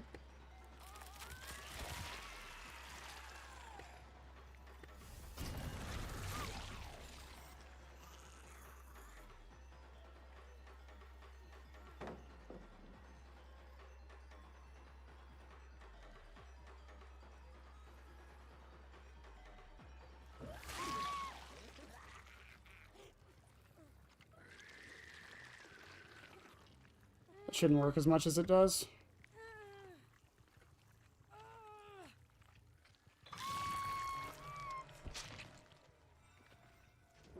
Damn! I didn't push the button in time. Sable beeth the only one.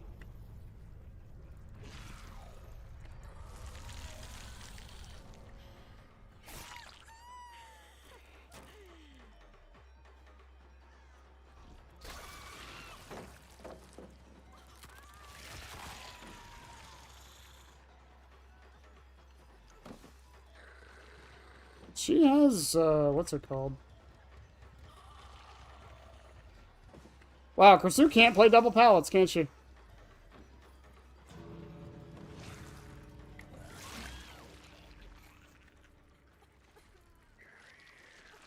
Boop. I don't know why they're acting like you your opponent's like, sorry. It is what it is. Since the week before release, that sounds about right. That match lasted longer than I feel like it should have. Again, a 2K, one on Death Hook. A hook? I don't think I was that bad, all things considered. No shrine value, though. No real shrine value. I don't know how this killer works.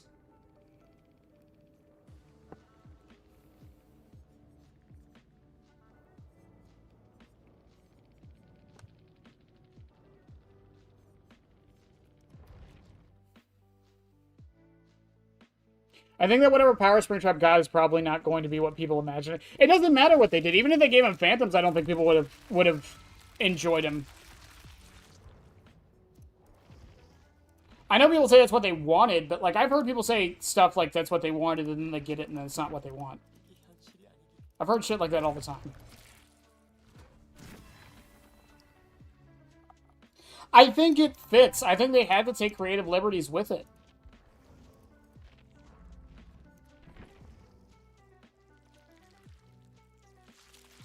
Yeah, no, that's why a lot of people were in disillusion on Kursu. Lorenzo's might not be the play. Lorenzo's might not be the play.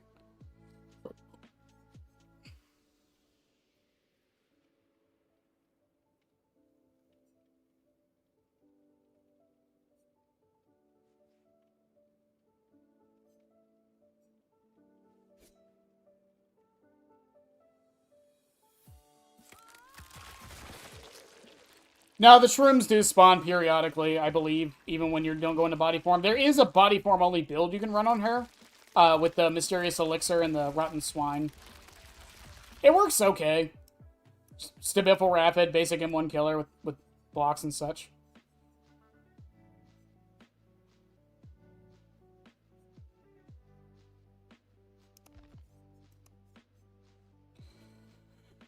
When the executes are powered...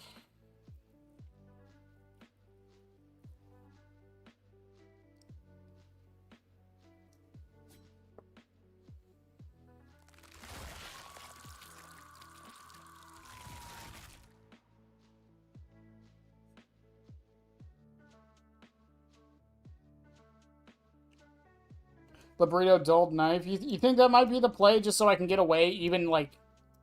Just so I can get around the map better?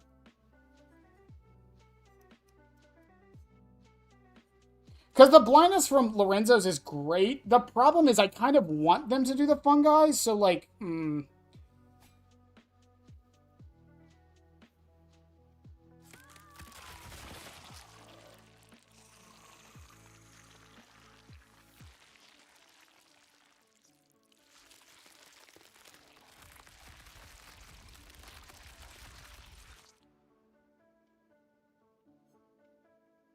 No, yeah, and you know, I've seen a couple people say that. Well, if this is what Scott had in mind, he shouldn't be in charge of the franchise. That's just disrespectful, Scott. Could you imagine if you made that's like the people who say George Lucas shouldn't be in charge of Star Wars. Motherfucker, he made it. What do you mean?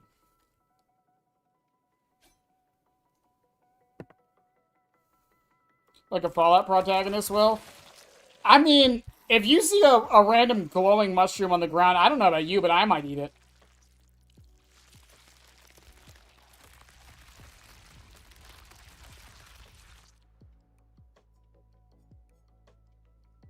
Corporeal Weave reveals the auras of survivors who are within 8 meters of glowing fungus and holding for... Wait.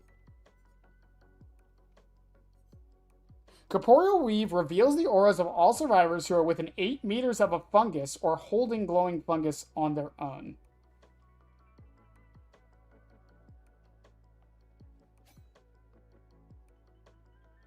So for those who don't know, and I wouldn't blame you, when Krisu transforms, she drops a fungus.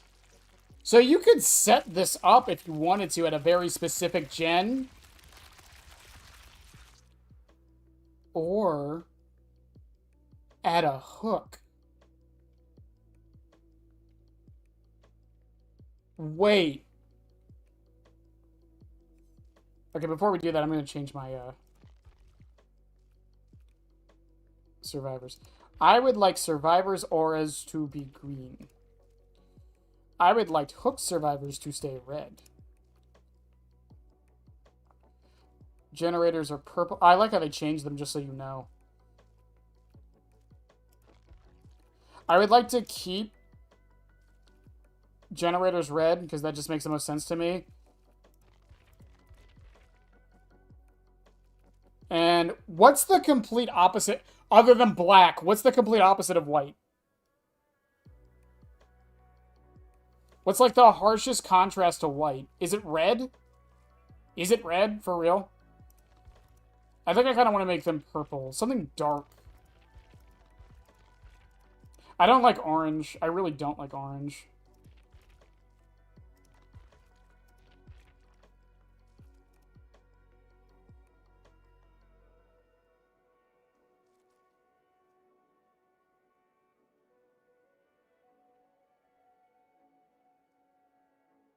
Yeah, I'll try purple. Palette auras don't really matter right now, but when they do, I would rather... Yeah, I just like keeping them yellow. That works for me. Window vaults, also yellow. I think that's fine. These two being yellow is fine. Big thing is just making this different from generators. Green and red contrast. That's perfect.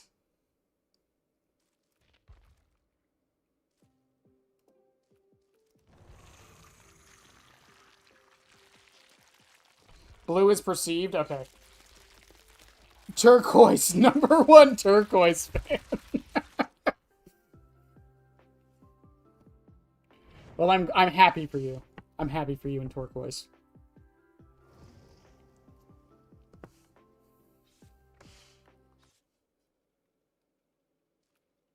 Why are you blue? I think this might be the build, though. Honestly, if ironically, not even ironically, I think if there's something I do want to swap out of here, it's going to be Gift of Pain for something else. The idea of Gift of Pain, and I might swap it for Make Your Choice. And the reason for that is because if they do hook too early, it would give me something to fall back on, you know?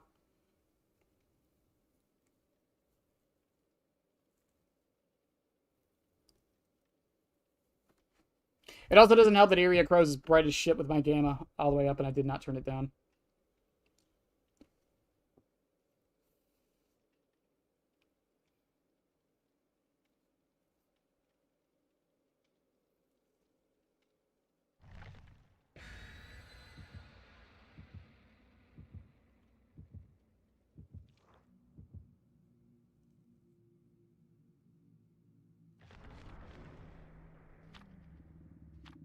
What? Did they change the loading screen? Am I dumb? Why is it bright now? I just turned on my back. I just don't like when survivors hide behind generators when you reveal their aura. I've never liked that. The amount of times I've missed auras and like I'll look back on footage and be like, oh, they were right fucking there. It baffles me. Speaking of dark.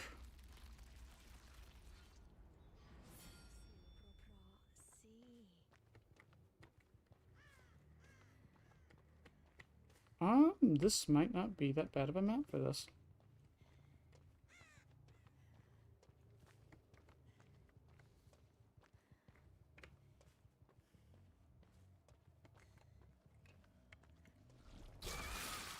That missed. That didn't.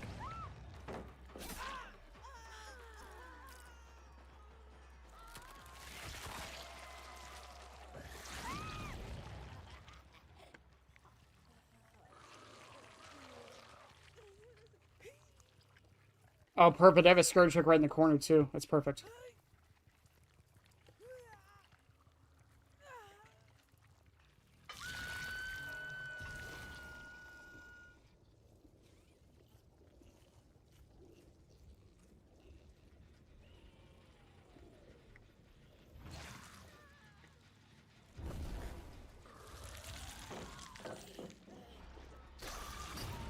Got her. Yeah, dead ass. I might just put Make Your Choice on.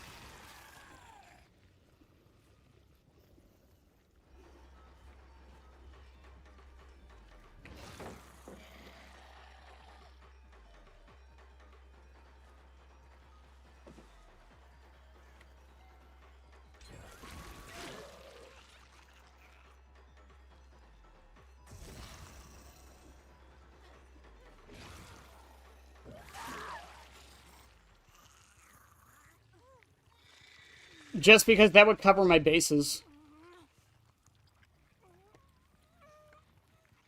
Because then, if they hook too fast, they get punished. If they hook too late, they get punished too.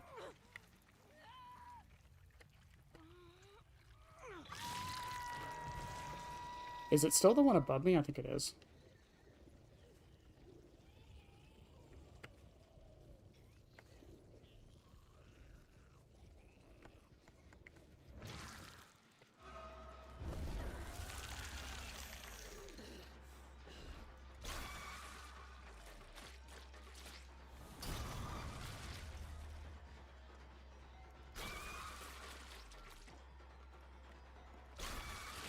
Got her. Took forever, but I got her.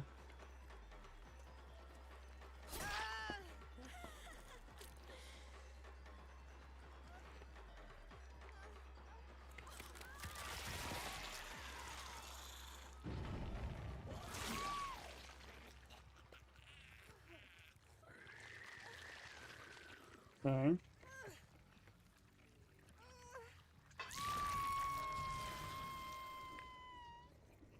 That one's still erupting, that's fine. We just need to get far away.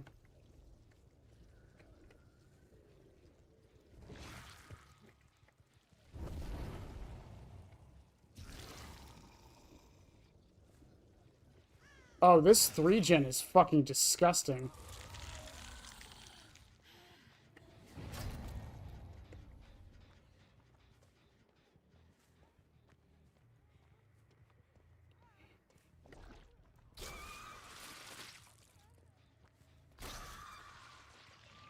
Got her.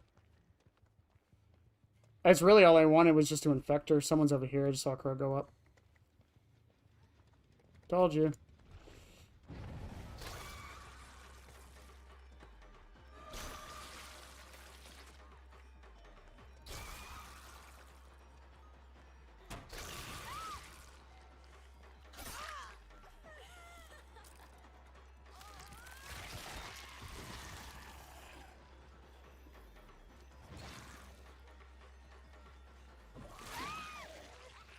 That works for me. Put her in basements. You took a fungus, that's fine.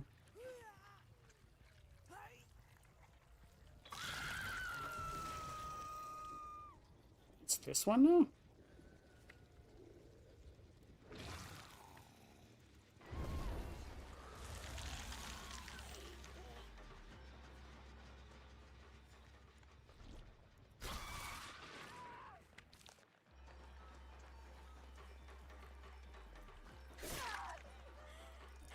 That was brave, Sable.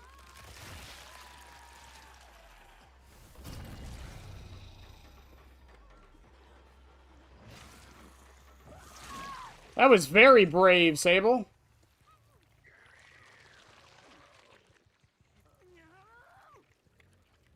I'm gonna take her to this one. They stay injured. If Twitch French Mr. Max returned in this update? No, I don't think it did.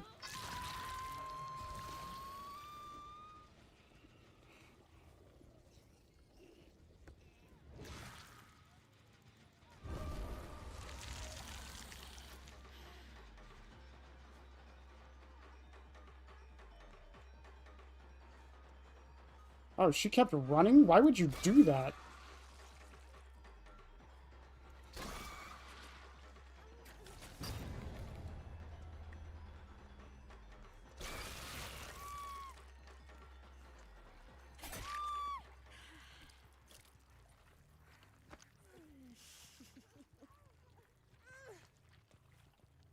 Okay, there's a Scourge Hook right here.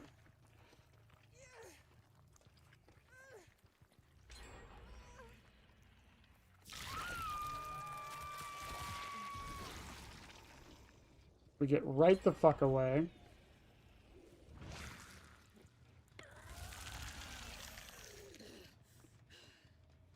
They need to heal, by the way, bad. I'm gonna leave her infected. Because they're healing.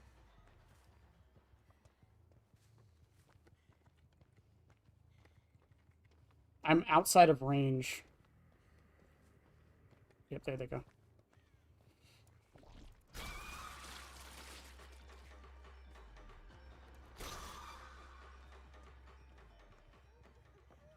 I saw one going for it. There she is.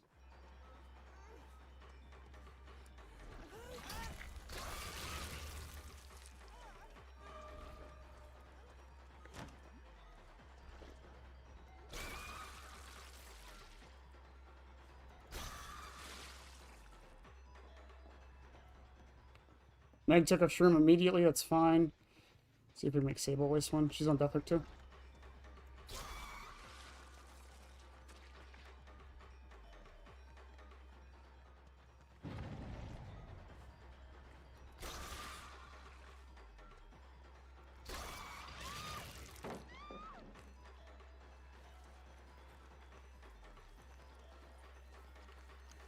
Shocked and appalled she did that.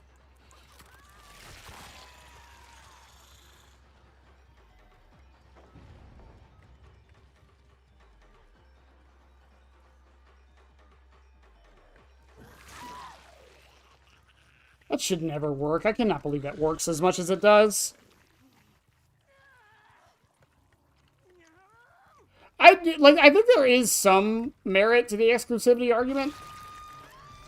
I've said it a lot. Like, I feel like if... there's ways to do it correctly, you know?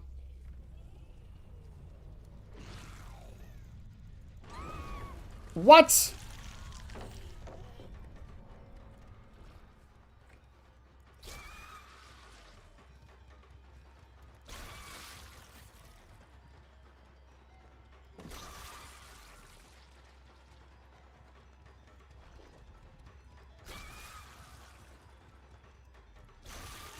There we go.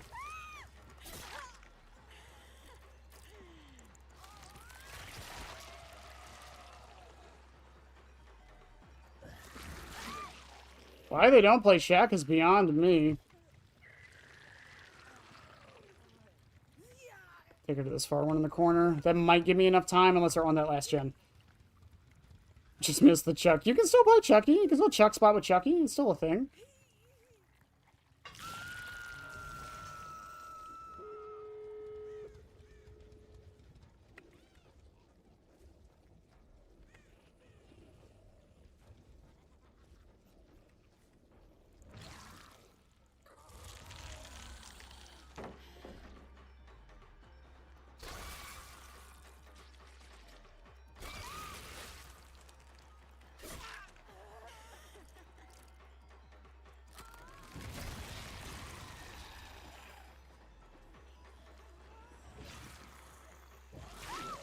Okay. I have a basement hook, right? I do have a basement hook.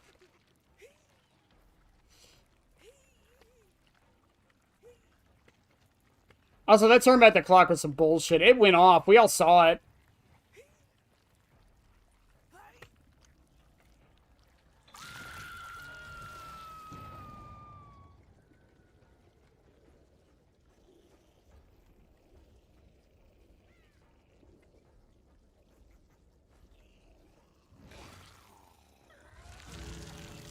Do they just leave her or no? I'm technically not camping right now, by the way. I'm out of range.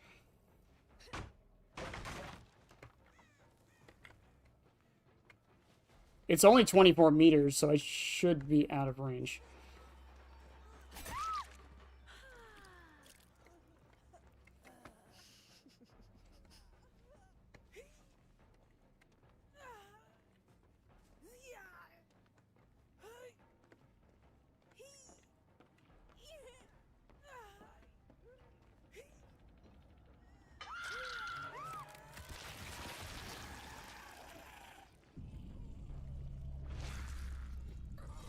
Technically, that was monster shrine value. Technically. You turned back the clock, they turned forward the clock. You're so right.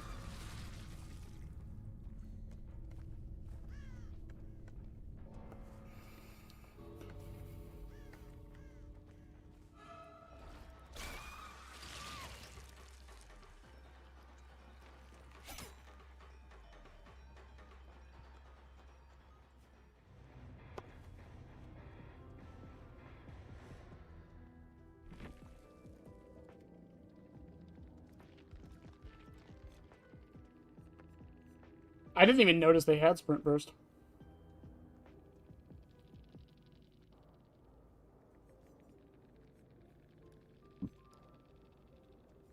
That's the one nice and bad thing about turn back the clock in a situation like that, is that, like, it's nice that they can't technically do the gen in your face, but it does suck that they can't, that again, it doesn't actually activate until it goes right, so the animation goes fully through. Also, it's kind of nice to take a break from Pyramid Head. I don't hate Pyramid Head or anything, but God, it's nice to take a break sometimes.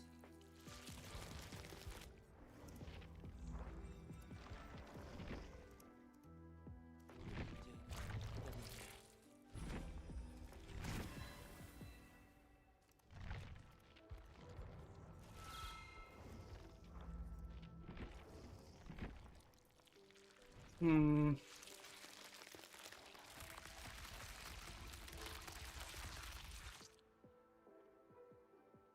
หนึ่งความฝันเพื่อตื่นขึ้นอีกครั้ง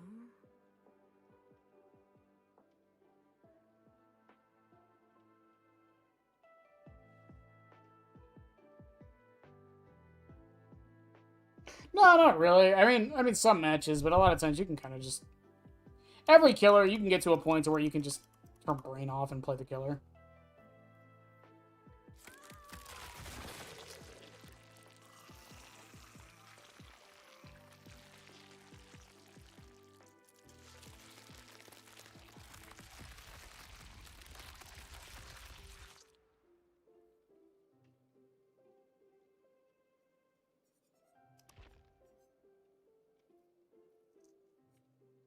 I'm trying to think if there's anything else I can add in here or take out.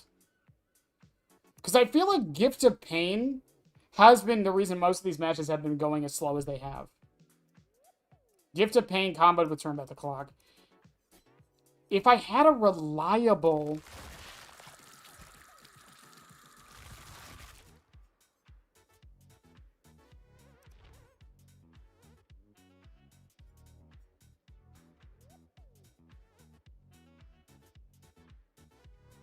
I don't think you can autopilot on Singularity now either. I think people oversell that so much. I'm thinking of swapping something for Make Your Choice. But I think we need something for information if I do that, because I gotta swap that for Jagged.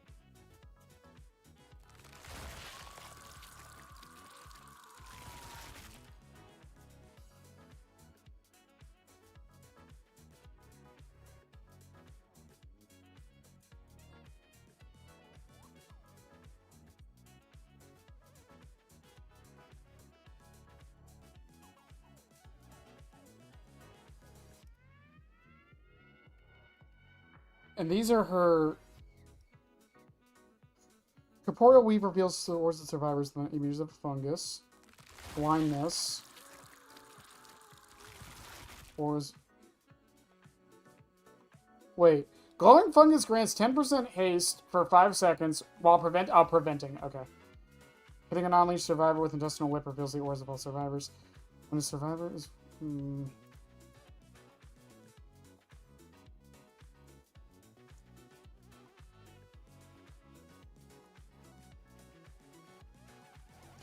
I don't know if Turn Back... I was thinking maybe getting rid of Turn Back the Clock, but I feel like it's been helping so much.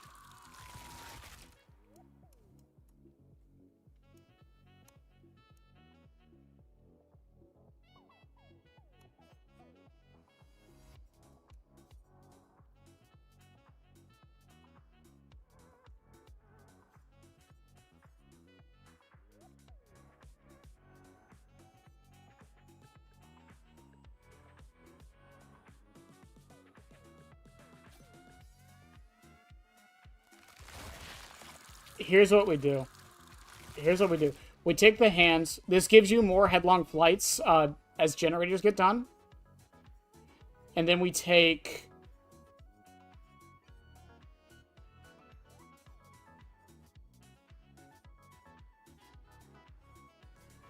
Chicken Head. We swap Turn Back the Clock for Make Your Choice.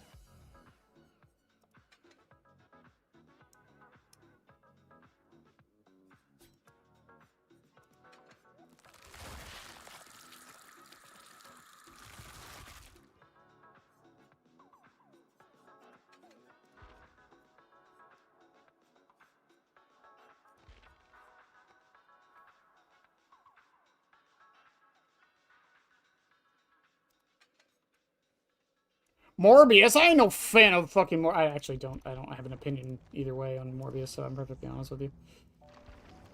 I think it's alright. Oh, I P1'd him. Oh, yay. Now I can finish V. Now I can get the perks to V. Shut up, V.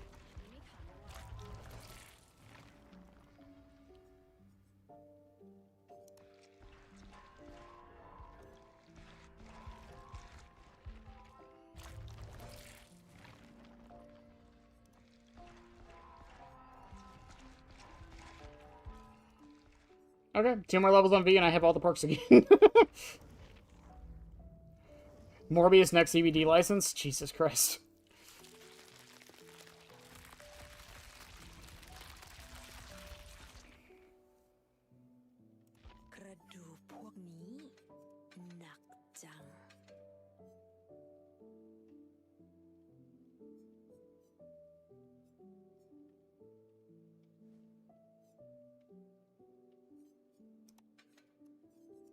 I'm gonna try Lorenzo's hand. See what happens then. V-mains, rise up!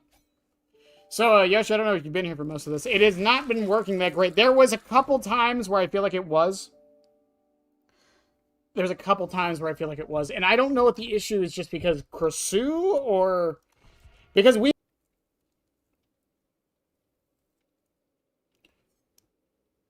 Why Hangman's Trick? So, my thought process with Make Your Choice...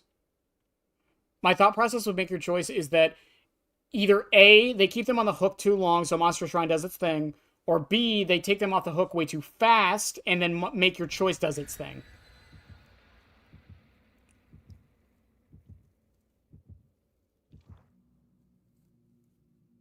Oh, how's New Trickster going?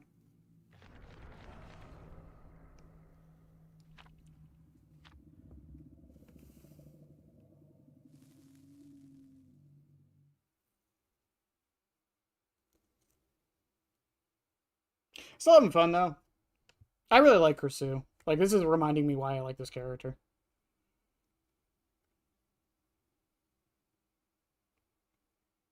I just had 4 more. I mean, usually I do too, but, like, the idea is just to go back to hook and then just M1 them. If I can, maybe infect them. She sounds Australian, I swear.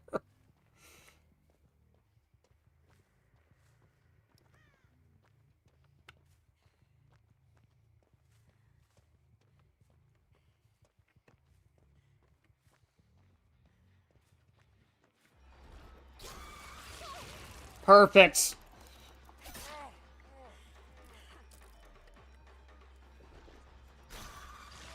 Perfect.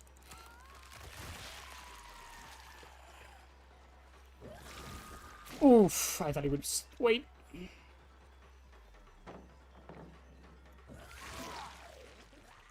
Did anyone have a flashlight? I was not what you did. You did. You definitely did. You don't know where to aim it.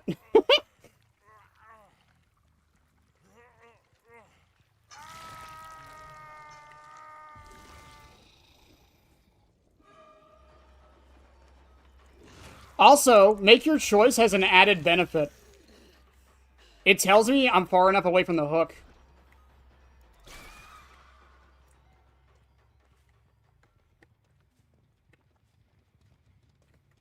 Do it, Carlos. Do it. Unhook him.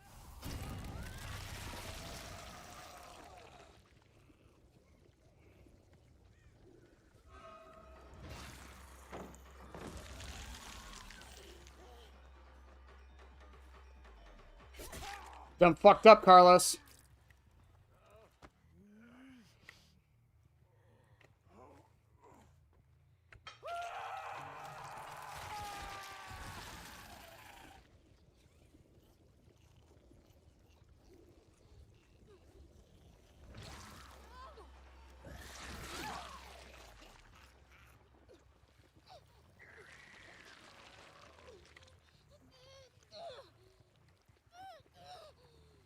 Like clown bottles? Oh, that's also true.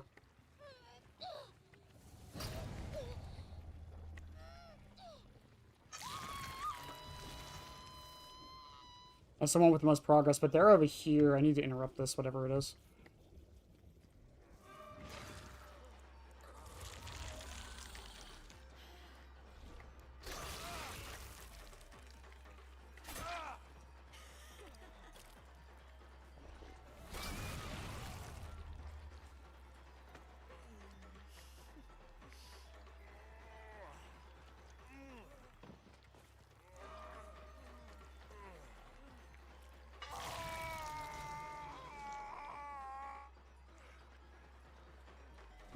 Are we really doing this, Carlos?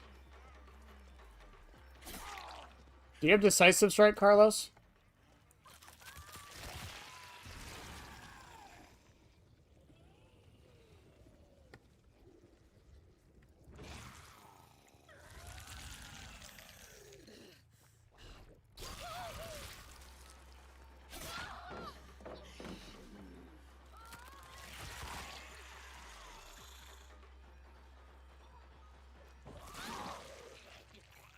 Okay.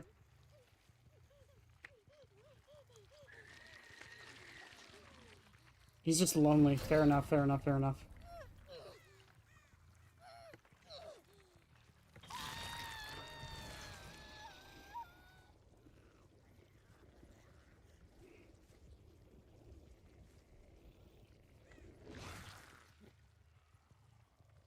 Are they in this corner, maybe?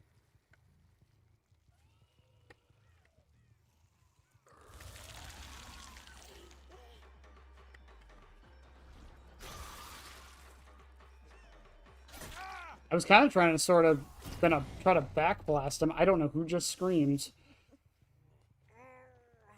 Is one of them running Calm Spirit? That would be interesting.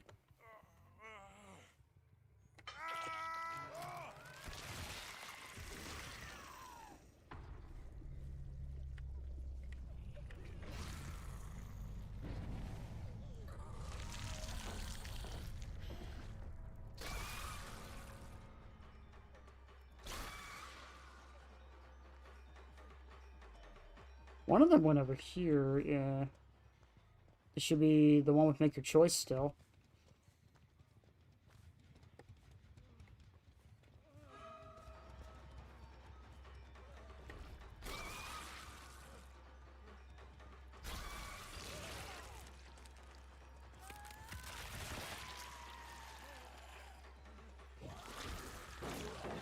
Good shit.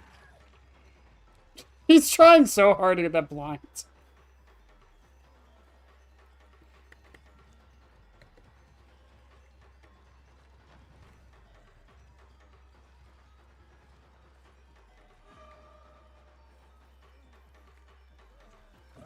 Oh, good dead hard, Carlos.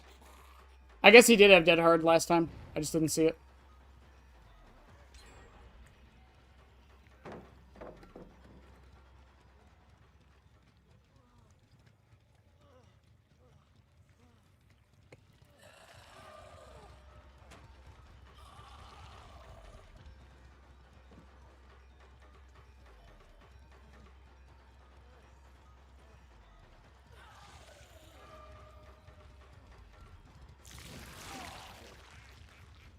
My brother, you can't stand still. That was dumb. That was like the dumbest thing I could have done. I don't care. Dominance, Chad. Sometimes you gotta just show dominance.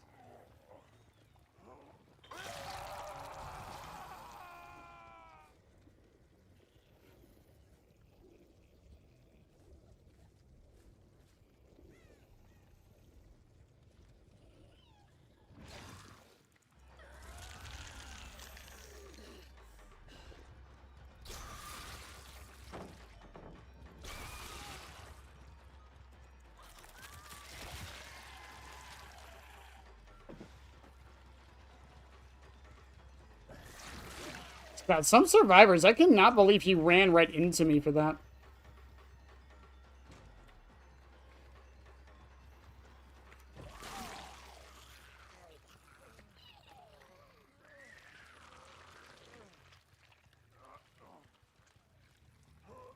Does he hit it before 11 gets there is the question.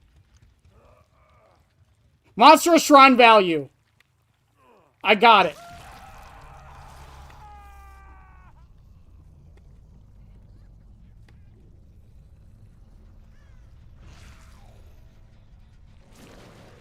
Definitive. I don't care if this match seems like it was really wishy-washy.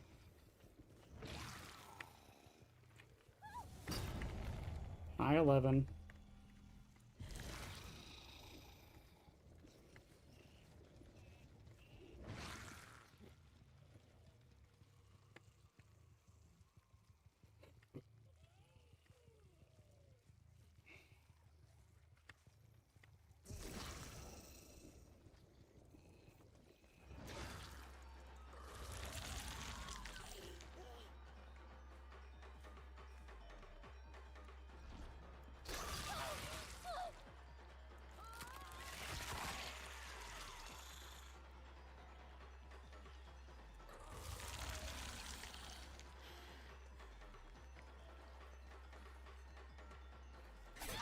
I was gonna say, I still gotta make your choice, 11. He did it! Yes, I did it. By all technical logic, I got monster shrine value. I'll have no idea if it actually did anything, because I don't even know if 11 was going for him.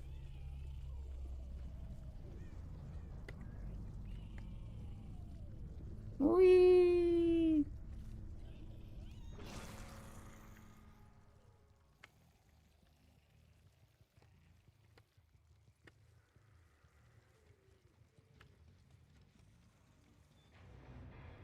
Jeez.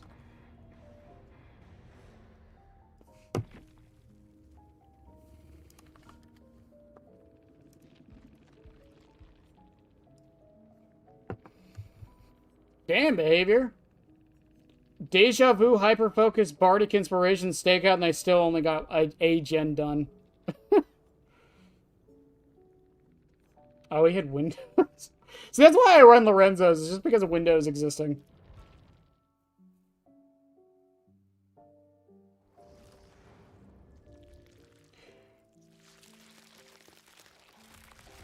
I don't fully agree, because the numbers, like, technically the number...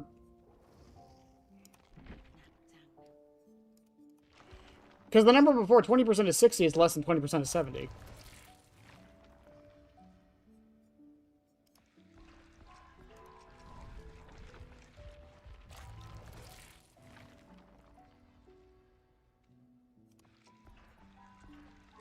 Yay! I now have every perk on V again. Let's go!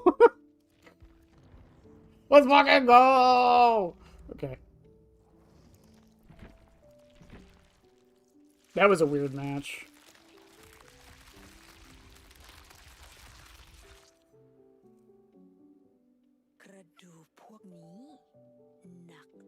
Yeah, Monster Shrine is percentage based. It's not a flat number. So the bigger the hook timer gets, the better Monsters technically becomes. No. So before it would have been 12 seconds. Now it's 14 seconds. Now technically it doesn't shave off 14 seconds because it doesn't activate until you're 24 meters away. So technically speaking, based on our math, if you walk away as a 115 killer from the hook as fast as possible, it will shave off 11 seconds from the hook. Round that down to about 10 seconds. So it makes it like old hooks, basically.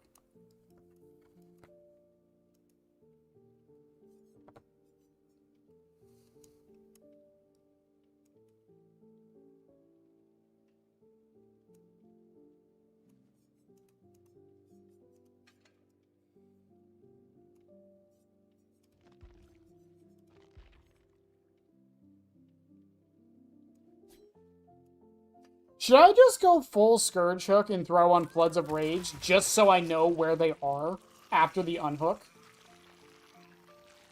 Would that be the better call? Because I feel like part of the reason these matches aren't going that great is because I can't find anybody.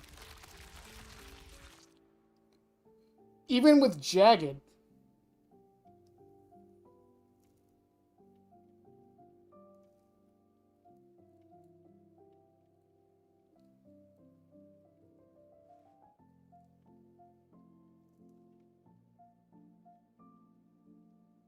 Hmm.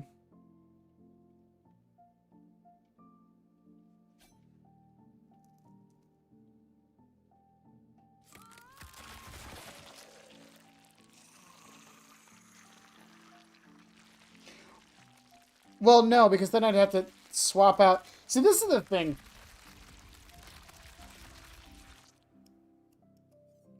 Shredded Gown and Pig Eye? I mean, that's definitely possible. I could set the mushrooms up, so yeah. Because Shredded Gown works head form to body form. It works both ways, right? It's not just one or the other, right?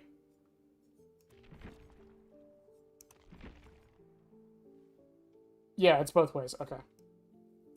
Because I'm wondering if...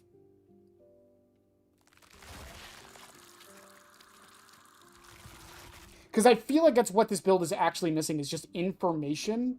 Jagged kind of gives it, but not, like, enough, you know?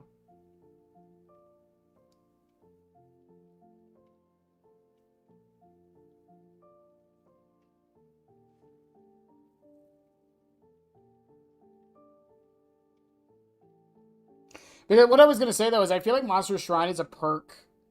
It's a perk that I feel like, and I feel like there's some perks that could definitely fall into this camp. It's a perk that I feel like doesn't need a whole perk slot.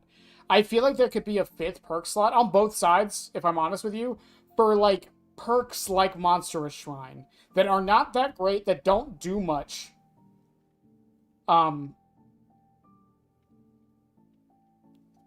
Phantom Fear? I mean, what do I swap it for? Make your choice?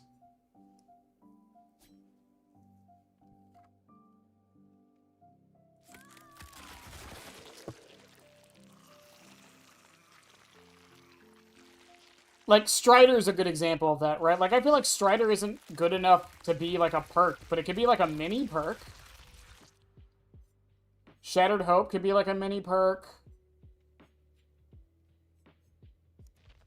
Like, or, like, a support perk, or something like that. I feel like there's some perks that could definitely fall into that camp of, like, support perks. Or, like, utility perks, or something like that.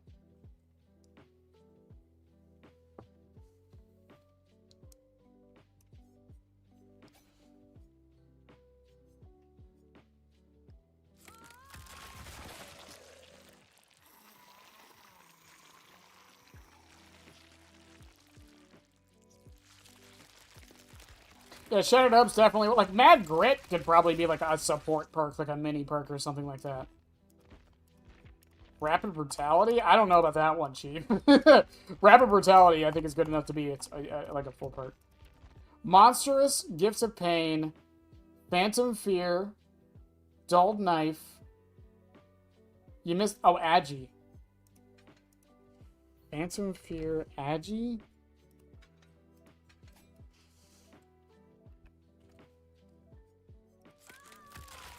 Librito, Dulled Knife.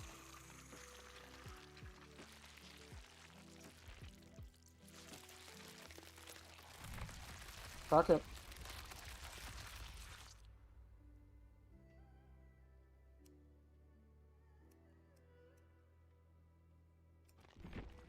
We'll try this. Fuck it.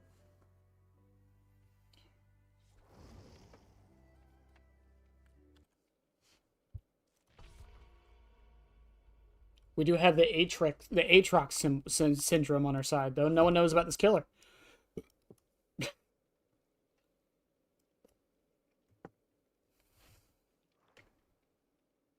Fine, Laura. I didn't like you either.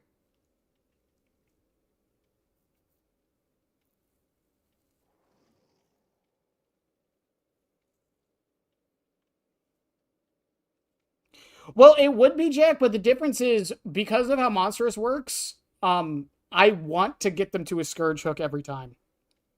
Jagged means that a lot of times I'm not, like, if I put them on a regular hook, yes, that hook becomes a Scourge hook, but that's only going to matter for the next hook. I want it on every single hook, right? So Agi will assist with that more.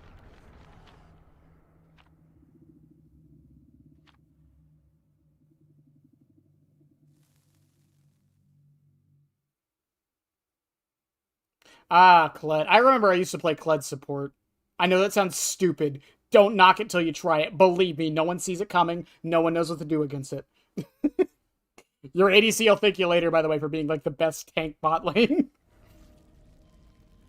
Nostromo, no. It's my home turf. She only has the 40-meter TR in head form, right? Oh, 100% it would... Oh my god, that aura is so nice.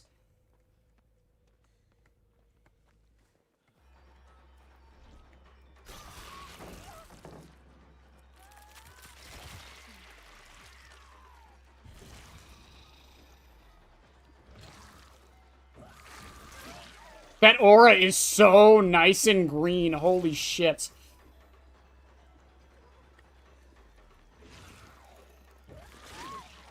Yeah, now what, Victoria?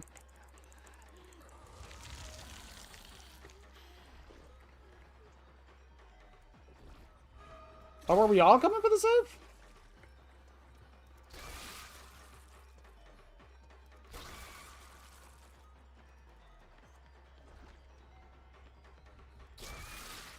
Damn.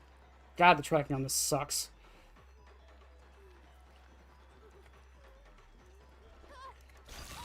Got you.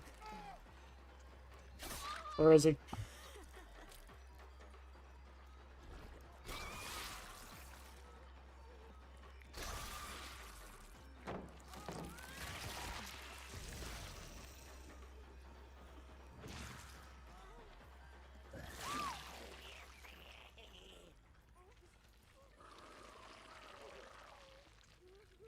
Oh, and I got a shrine. Yes. Oh, this is perfect. Yes, homing bounces, by the way.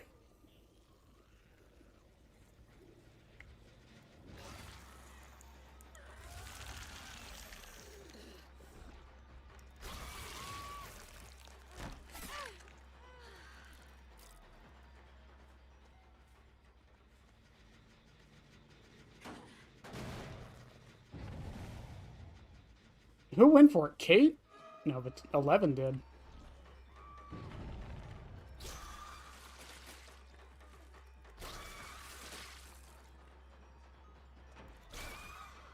Remember when people complained that Krisu had homing bounces?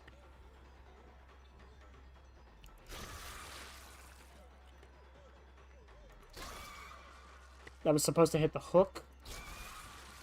Are you shitting me?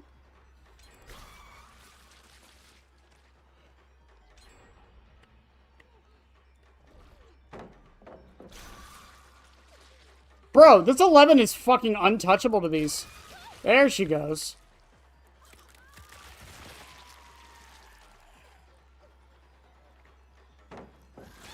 Wow.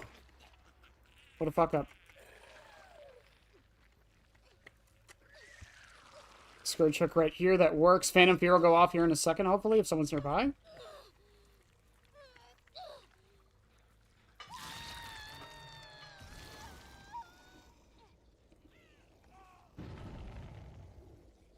Here goes Vittorio.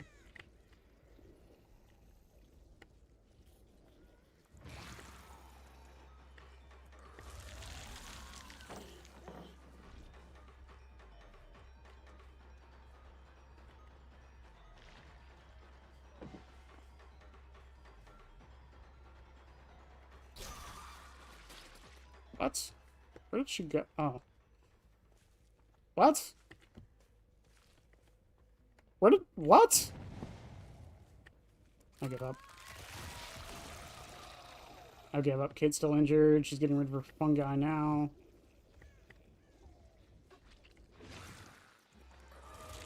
I just want to infect 11 if I can.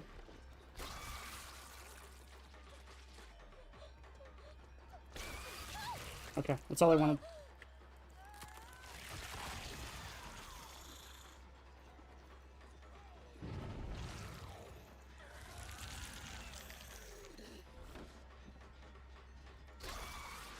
Oh, she dropped? That's shocking.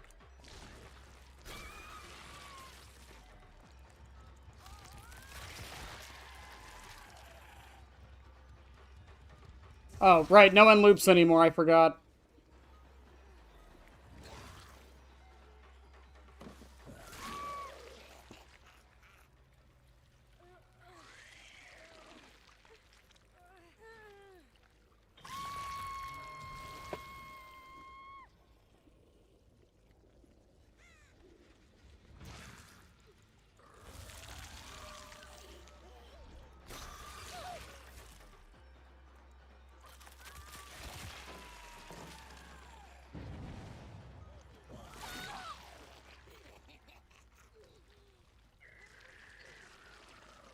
Is there a Scourge hook here? Yes.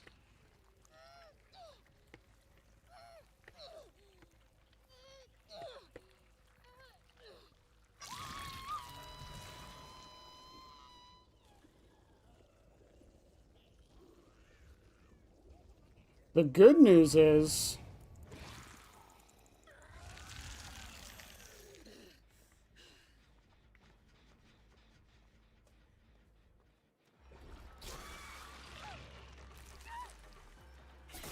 Hi, Jane.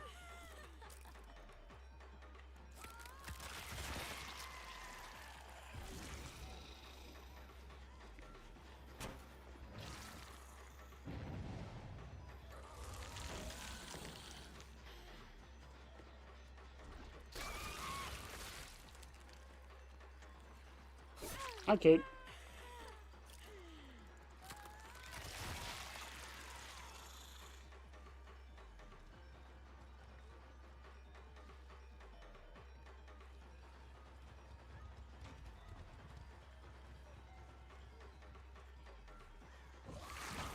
Good shit.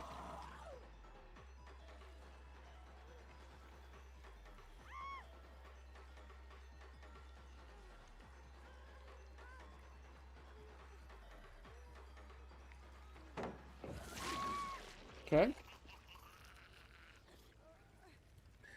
Jane took a shroom.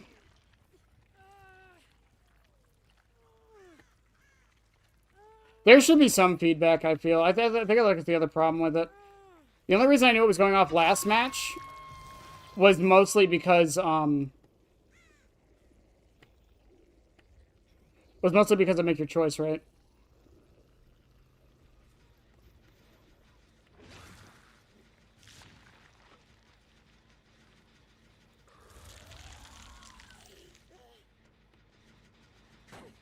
She's going to take that opportunity to run. She should, anyways.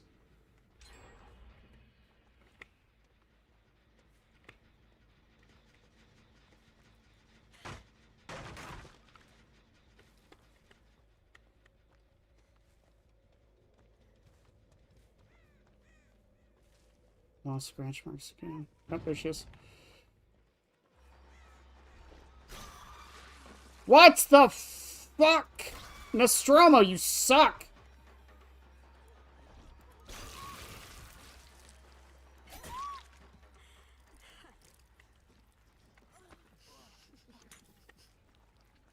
Oh, good shit. That was a good flashbang.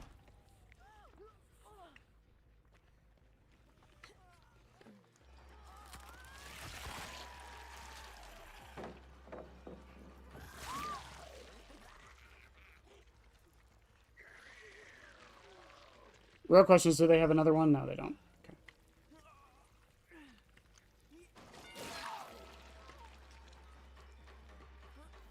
Where was this the whole match? I think I just lose because of that.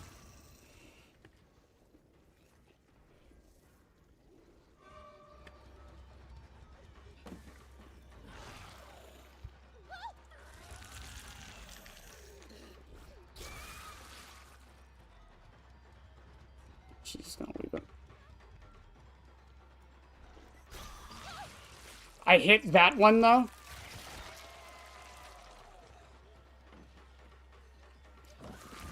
Fuck.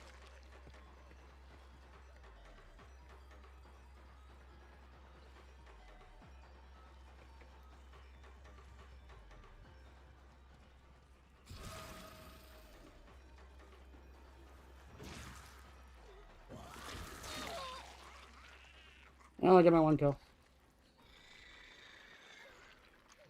GG's. I mean, I didn't look around. I should have. I guess I should have thought for the flashbang.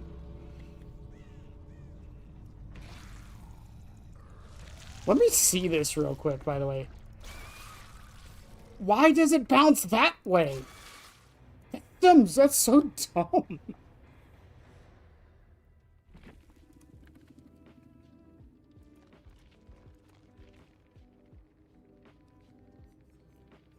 Decisive Dead Hard Flashbang. Botany. Oh, Fast Track didn't help either.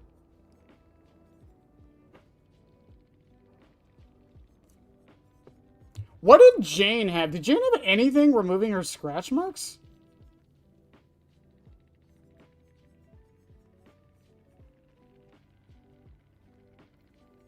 No. Why the fuck couldn't I find her half the goddamn time? I guess she was just intermittently walking. Which, I mean, more power to you on Nostromo, I suppose, but still. Well, chat, I think, Hello.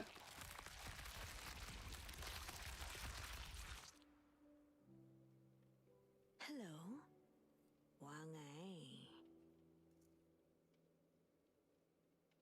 no, it does not. It's every time they get hooked. That's why Pyramid Head also doesn't give them stacks of Fast Track either. It's just like Pop Goes the Weasel. Like, you don't get another thing of Pop when they hit second stage, you know?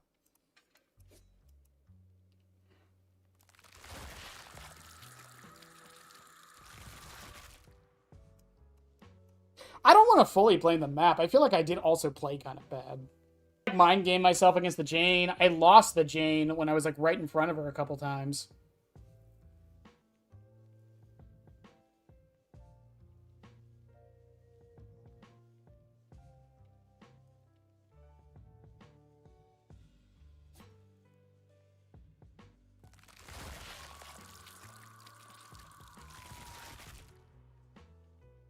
I don't know, man.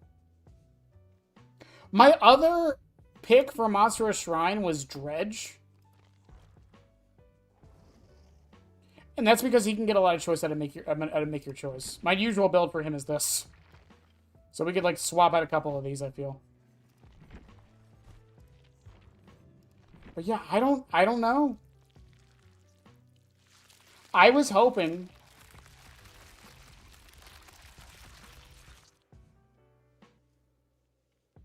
Thing is, though, I still don't think Monstrous Shrine is that bad. I think the problem still is just like, again, like for example, the 11 waiting there by hook to just unhook her immediately. That is not something like good survivors would just be on gens across the map, away from her. That's what like the best survivors would do, right? They wouldn't just sit there waiting by the hook to unhook her. And that's the other problem I feel with Monster Shrine also, is that it only like gets its maximum effect when survivors are playing as efficient as they can. That's what this affects timings. And when you're going up against average or bad survivors, it doesn't do that because they're not thinking about timings. They're going for the unhook when they can.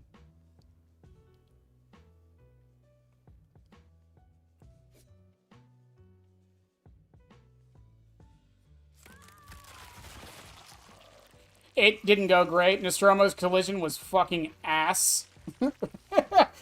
I think I missed 11 times in a row because the rocks decided they're not round today.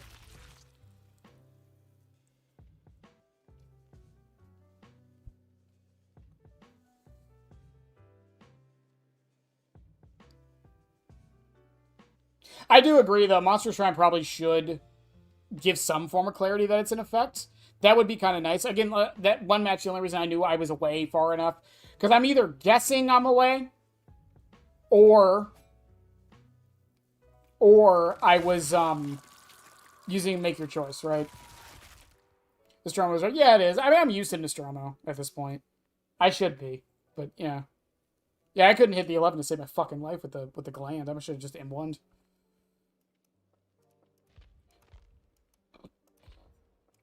But Yoshi, I think our dream is dead. I don't think it's working like we thought it would. I was hoping. And I know we've only tested it for 2.5 hours, but that's like, what, 6 matches now? I don't, or 2 hours, I should say. I don't know, man. I don't think it's that good. And I don't think we can make it that good.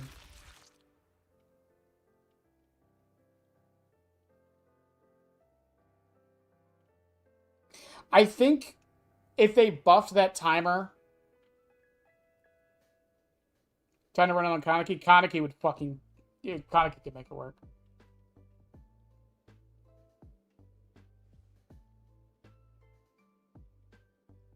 That's true.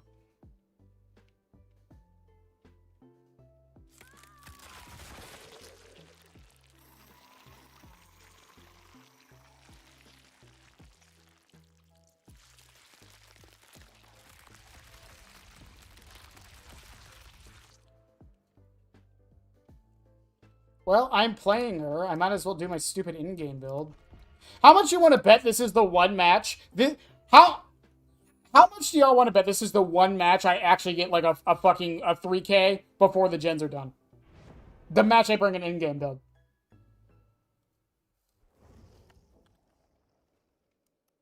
In fact, you know what? No. No, we're going to the new map. I'm playing it on the new map. I'm,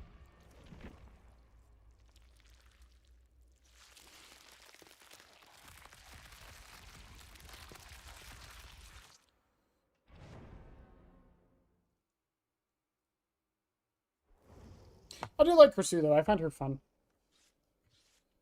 One of the few dash killers I enjoy, Kursu. Just in case of in-game... You should. No, no, smart people do. You should.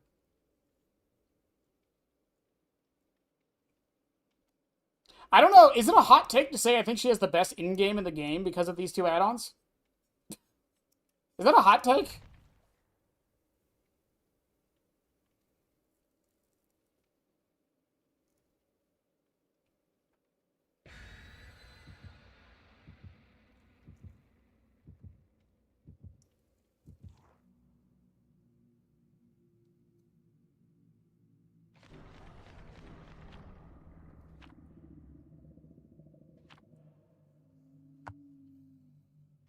I love running perkless the whole match.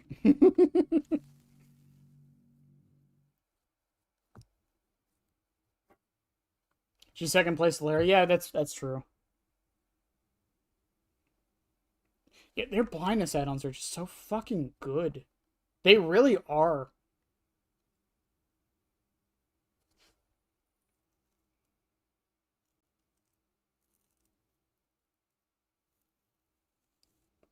Well, I guess I'll nip that video in the butt. I was hoping she would be my Pachirisu.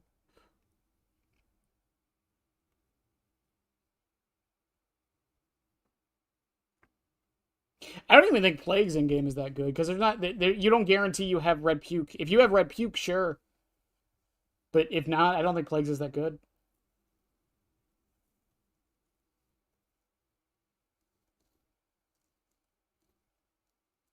Maybe release Freddy. I was actually really hoping. I said if you watch my there's a video I have explaining the FNAF lore to Unladen Crow.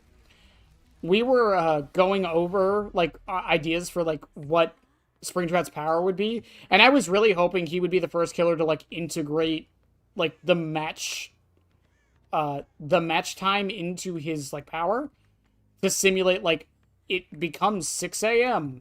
So like when the in-game hits, he like gets stronger somehow. Are you fucking serious? Are you fucking serious?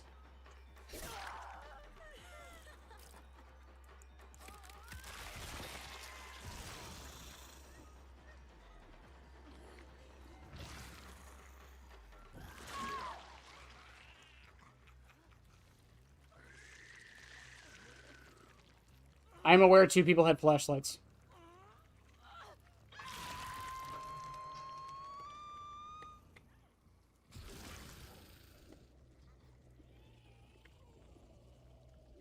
Where the fuck are they?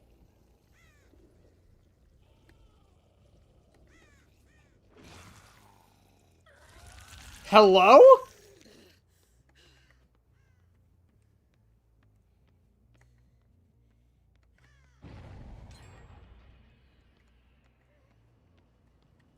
Which gen was that? I walked by that. Are you shitting me?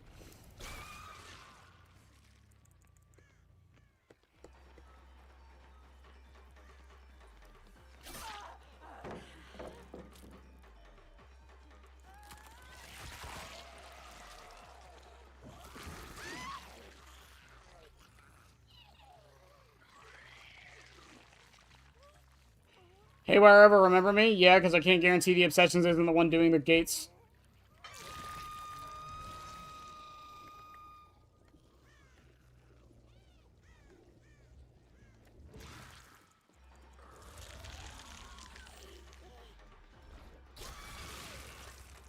Also, what the fuck did I say, chat?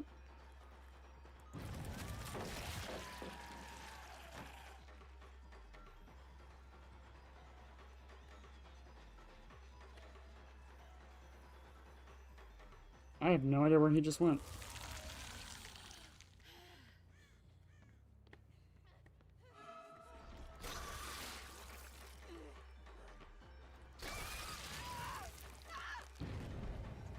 Now, here's the beauty of this. Because I have no way out, I'm gonna slug her. Because I already got my stack of it. Because I see the other Sable there, and I see you there.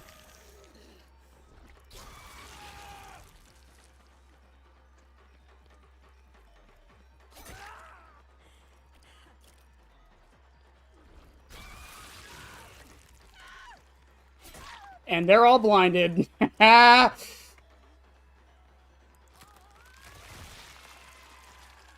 Ace, I see you.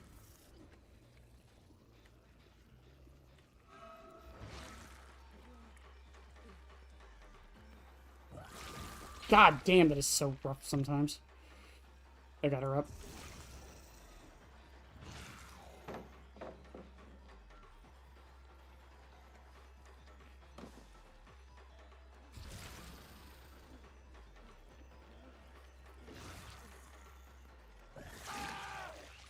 Okay.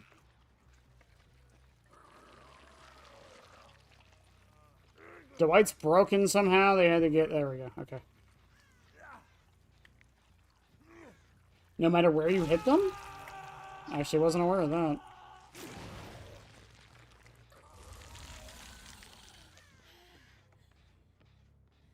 Okay. 3 gens. I got that one done.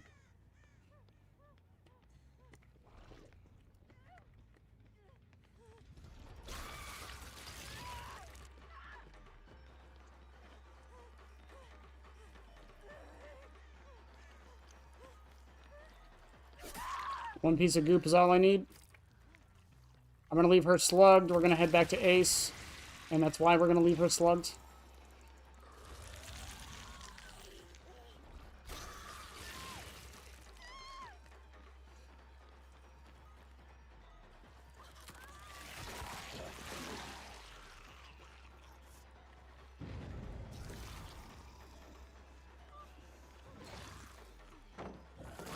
Good, dead hard.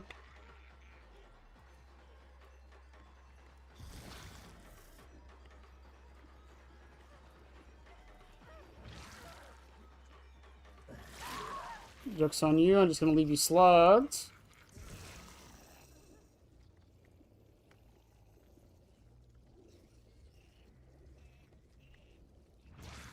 You think they heal up? They were over here. Yeah, they were healing up.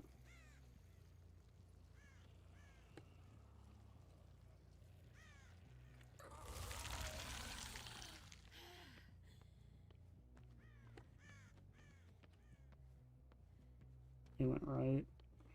Oh, there's Sable.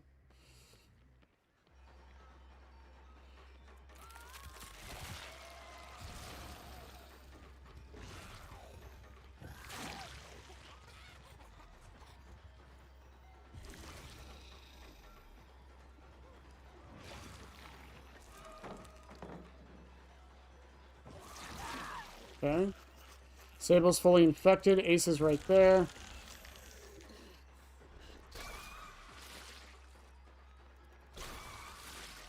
Are you shitting me? Okay, there we go.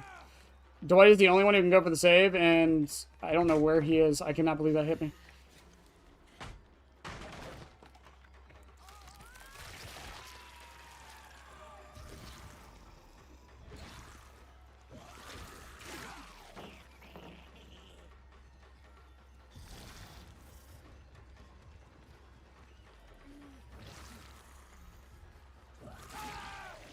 Okay.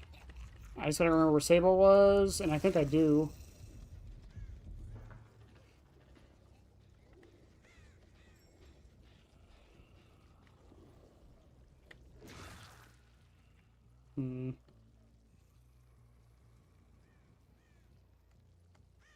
Longest match of TPT.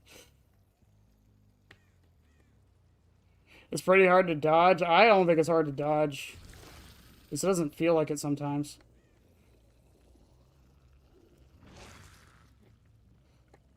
Okay, Sable's got the hinder.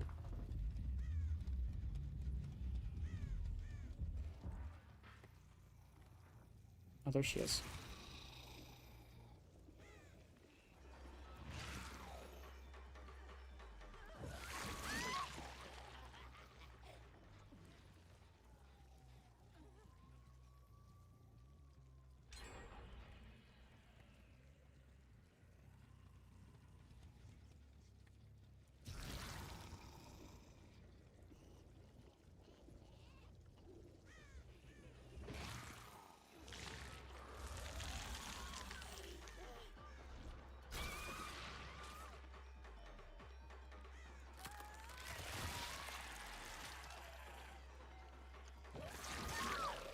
Did she have Unbreakable?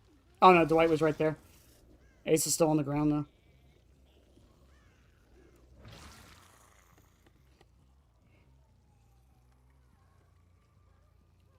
I need to go for Dwight.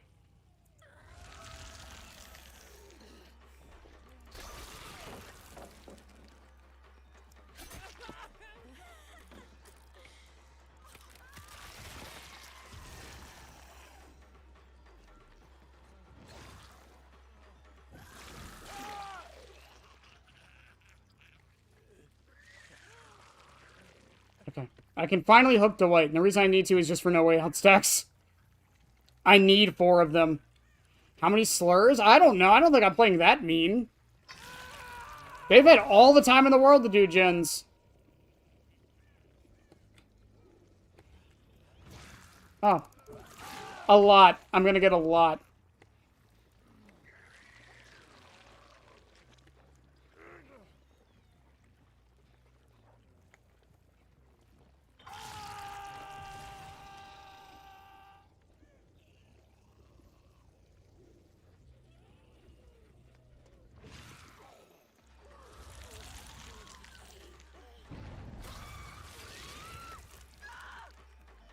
I don't know what to tell them. They lost to a perkless Krisu. What do you want from me?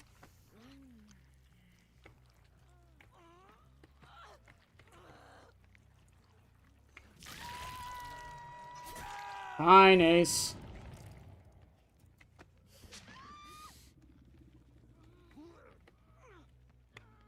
He literally just gave up.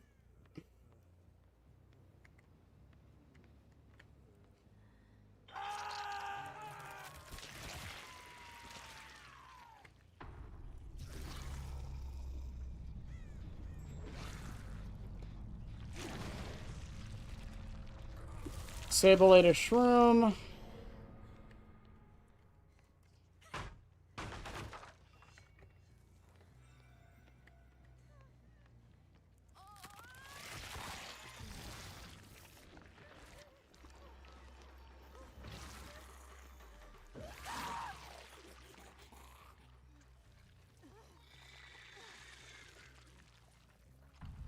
What the fuck did I say, by the way?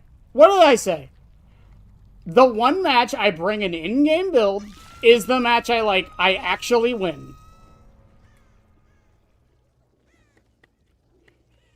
Why do we have Noah if everyone's 4% hindered? Because then I'm also 4% faster.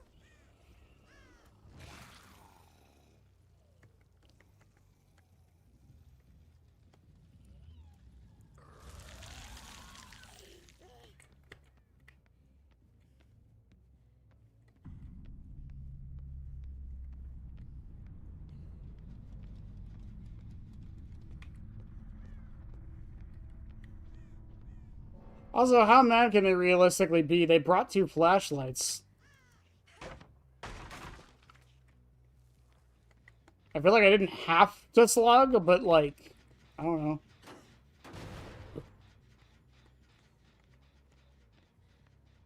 I had a feeling you were gonna say that. Shouldn't have said anything. Yeah, why be kind of faster when you can be fucking omega faster?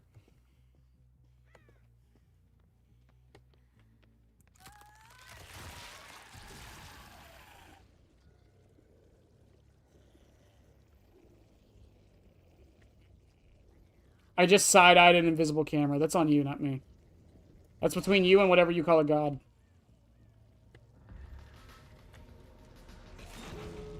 Hey, Dwight, I've got no way out. And Noah, you just die here, man. Sorry to say.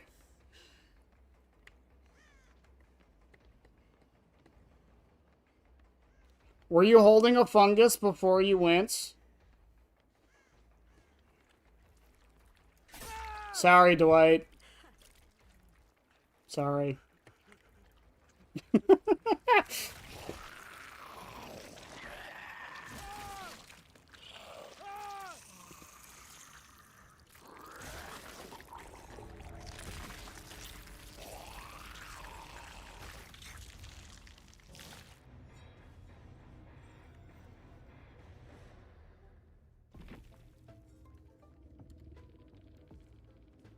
Frosty eyes, never lie. What do we have? Life, stakeout, deja vu, resilience. Deja vu, windows, resilience, counter the windows. Light, poise, blast mine, unbreakable. Also, I counted deja vu, I just realized, yeah. Because if they're blinded, they don't get... You don't get the buff if you're blinded. Disable a dead hard.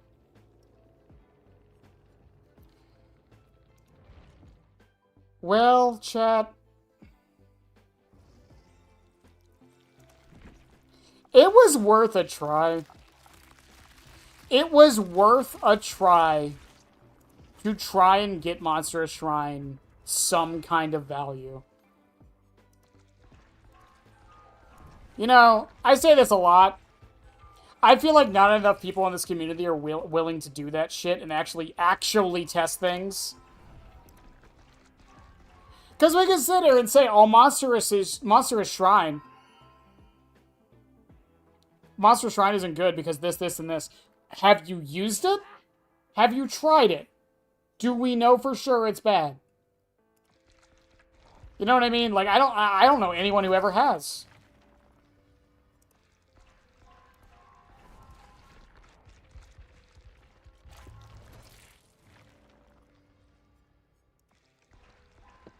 It's like New Pyramid Head, like, for example, right?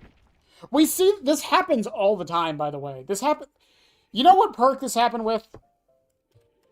This one. Fucking Disillusion. When this perk released, I remember people said it was bad and not worth running and it's not that good. Now people want it nerfed. And it has not been changed. At least to my knowledge. Has it been changed? Has it been changed? I actually don't know. Please, please support my argument so I sound better. No, yeah, it's never been changed. Nope, it's been the same since release. According to the wiki, anyways. So, like, but now a lot of people want it nerfed. It took like 2 years.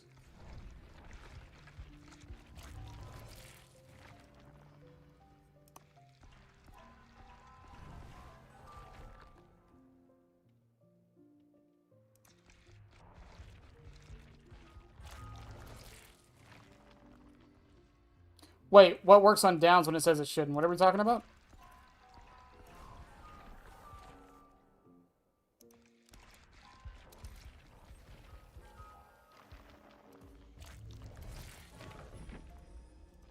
Hooray.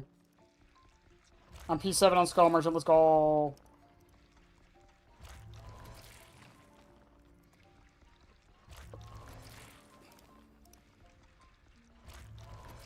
Disillusion? Does it say it doesn't work on downs? 3 seconds after a survivor takes damage for 20 seconds, the next time a survivor fast vaults a pallet when within your terror is destroyed. No, it doesn't say anything about downs. Unless you're saying it used to.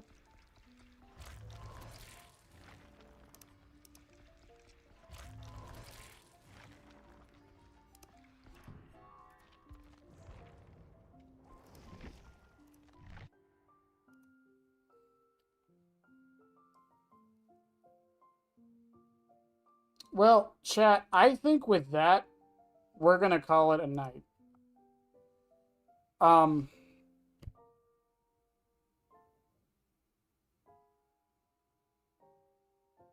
Again, like, it failed, right? It failed. My idea did not work. It looked good on paper, it did not work in practice, right?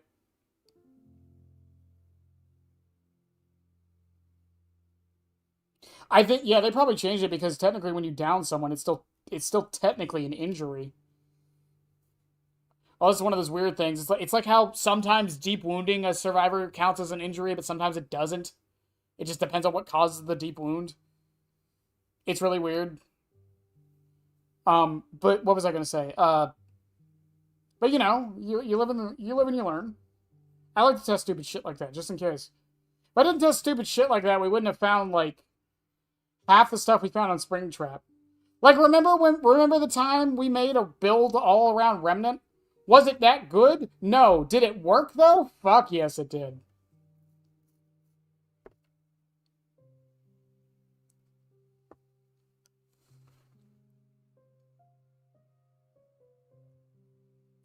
Oh, God. It was not a Sonic reference, Yoshi, I swear.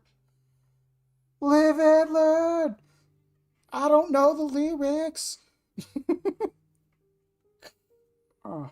But no, like, I still had fun with that. Plus, again, it's nice to get away from playing just Pyramid Head the whole time. As much as I love the 100-hour series, it does get grating playing the same killer for literally 100 hours almost straight. My entire DVD experience for the past, 4 months now has been just Pyramid Heads. It was nice to come out of my comfort zone a bit. But, in any case, speaking of, I'll see you guys tomorrow for more Pyramid Heads. The reaction, if you missed it, to the catch-up video will probably be on the Yapping channel. Either tonight or tomorrow, whenever I decide to actually edit it. And yeah, we're back to Pyramid Head tomorrow. Only thing we're doing... I think 100 hours sounds better. That's why I kept it at 50. Or that's why I did 100. Fucking, the thumbnail looks better with 1 hour, 100 hours, rather than 1 hour, 50 hours. It does take forever, but it's fine. I like having goals. And it gives me something to strive for. Oscar, thank you for the sub. That usually doesn't show up, but I appreciate it actually happening this time. Thank you very much for your dance. But tomorrow, tomorrow we're... Getting footage is the wrong word. Tomorrow we're doing... I don't know how to word this. We're doing like kind of research on the when to cage and when not to cage videos, basically what we're doing. I don't fully know how I'm going to do that, because explaining when to cage and when not to cage is such a complicated topic, I feel, that I don't know exactly, but the basic plan is just to try and get as much footage as I can of me caging when I should and hooking when I should. But, Trickster, any thoughts? I haven't played the new Trickster. Aiden, thank you for the sub, too. Why are they showing up all of a sudden? Those never show up. It's because I'm on this screen. I guarantee you it's because I'm on the screen. Thoughts on Trickster, like, I like the idea of what they were going for. I was expecting it to be more about weaving M1s into the knife hits, not just throw knife to get the S rank. Again, it's one of those situations where I get what they're going for, and I hope they keep trying at it and don't just let it sit where it is. Because I've heard complaints. I don't agree with all of them. But I do hope they, like, steadily upgrade. Right? Steadily buff him as much as they need to. And I would rather them release something like this underpowered and buff it than the other way around. Because if you do the other way around, you get Kursu. And the problem with Kursu...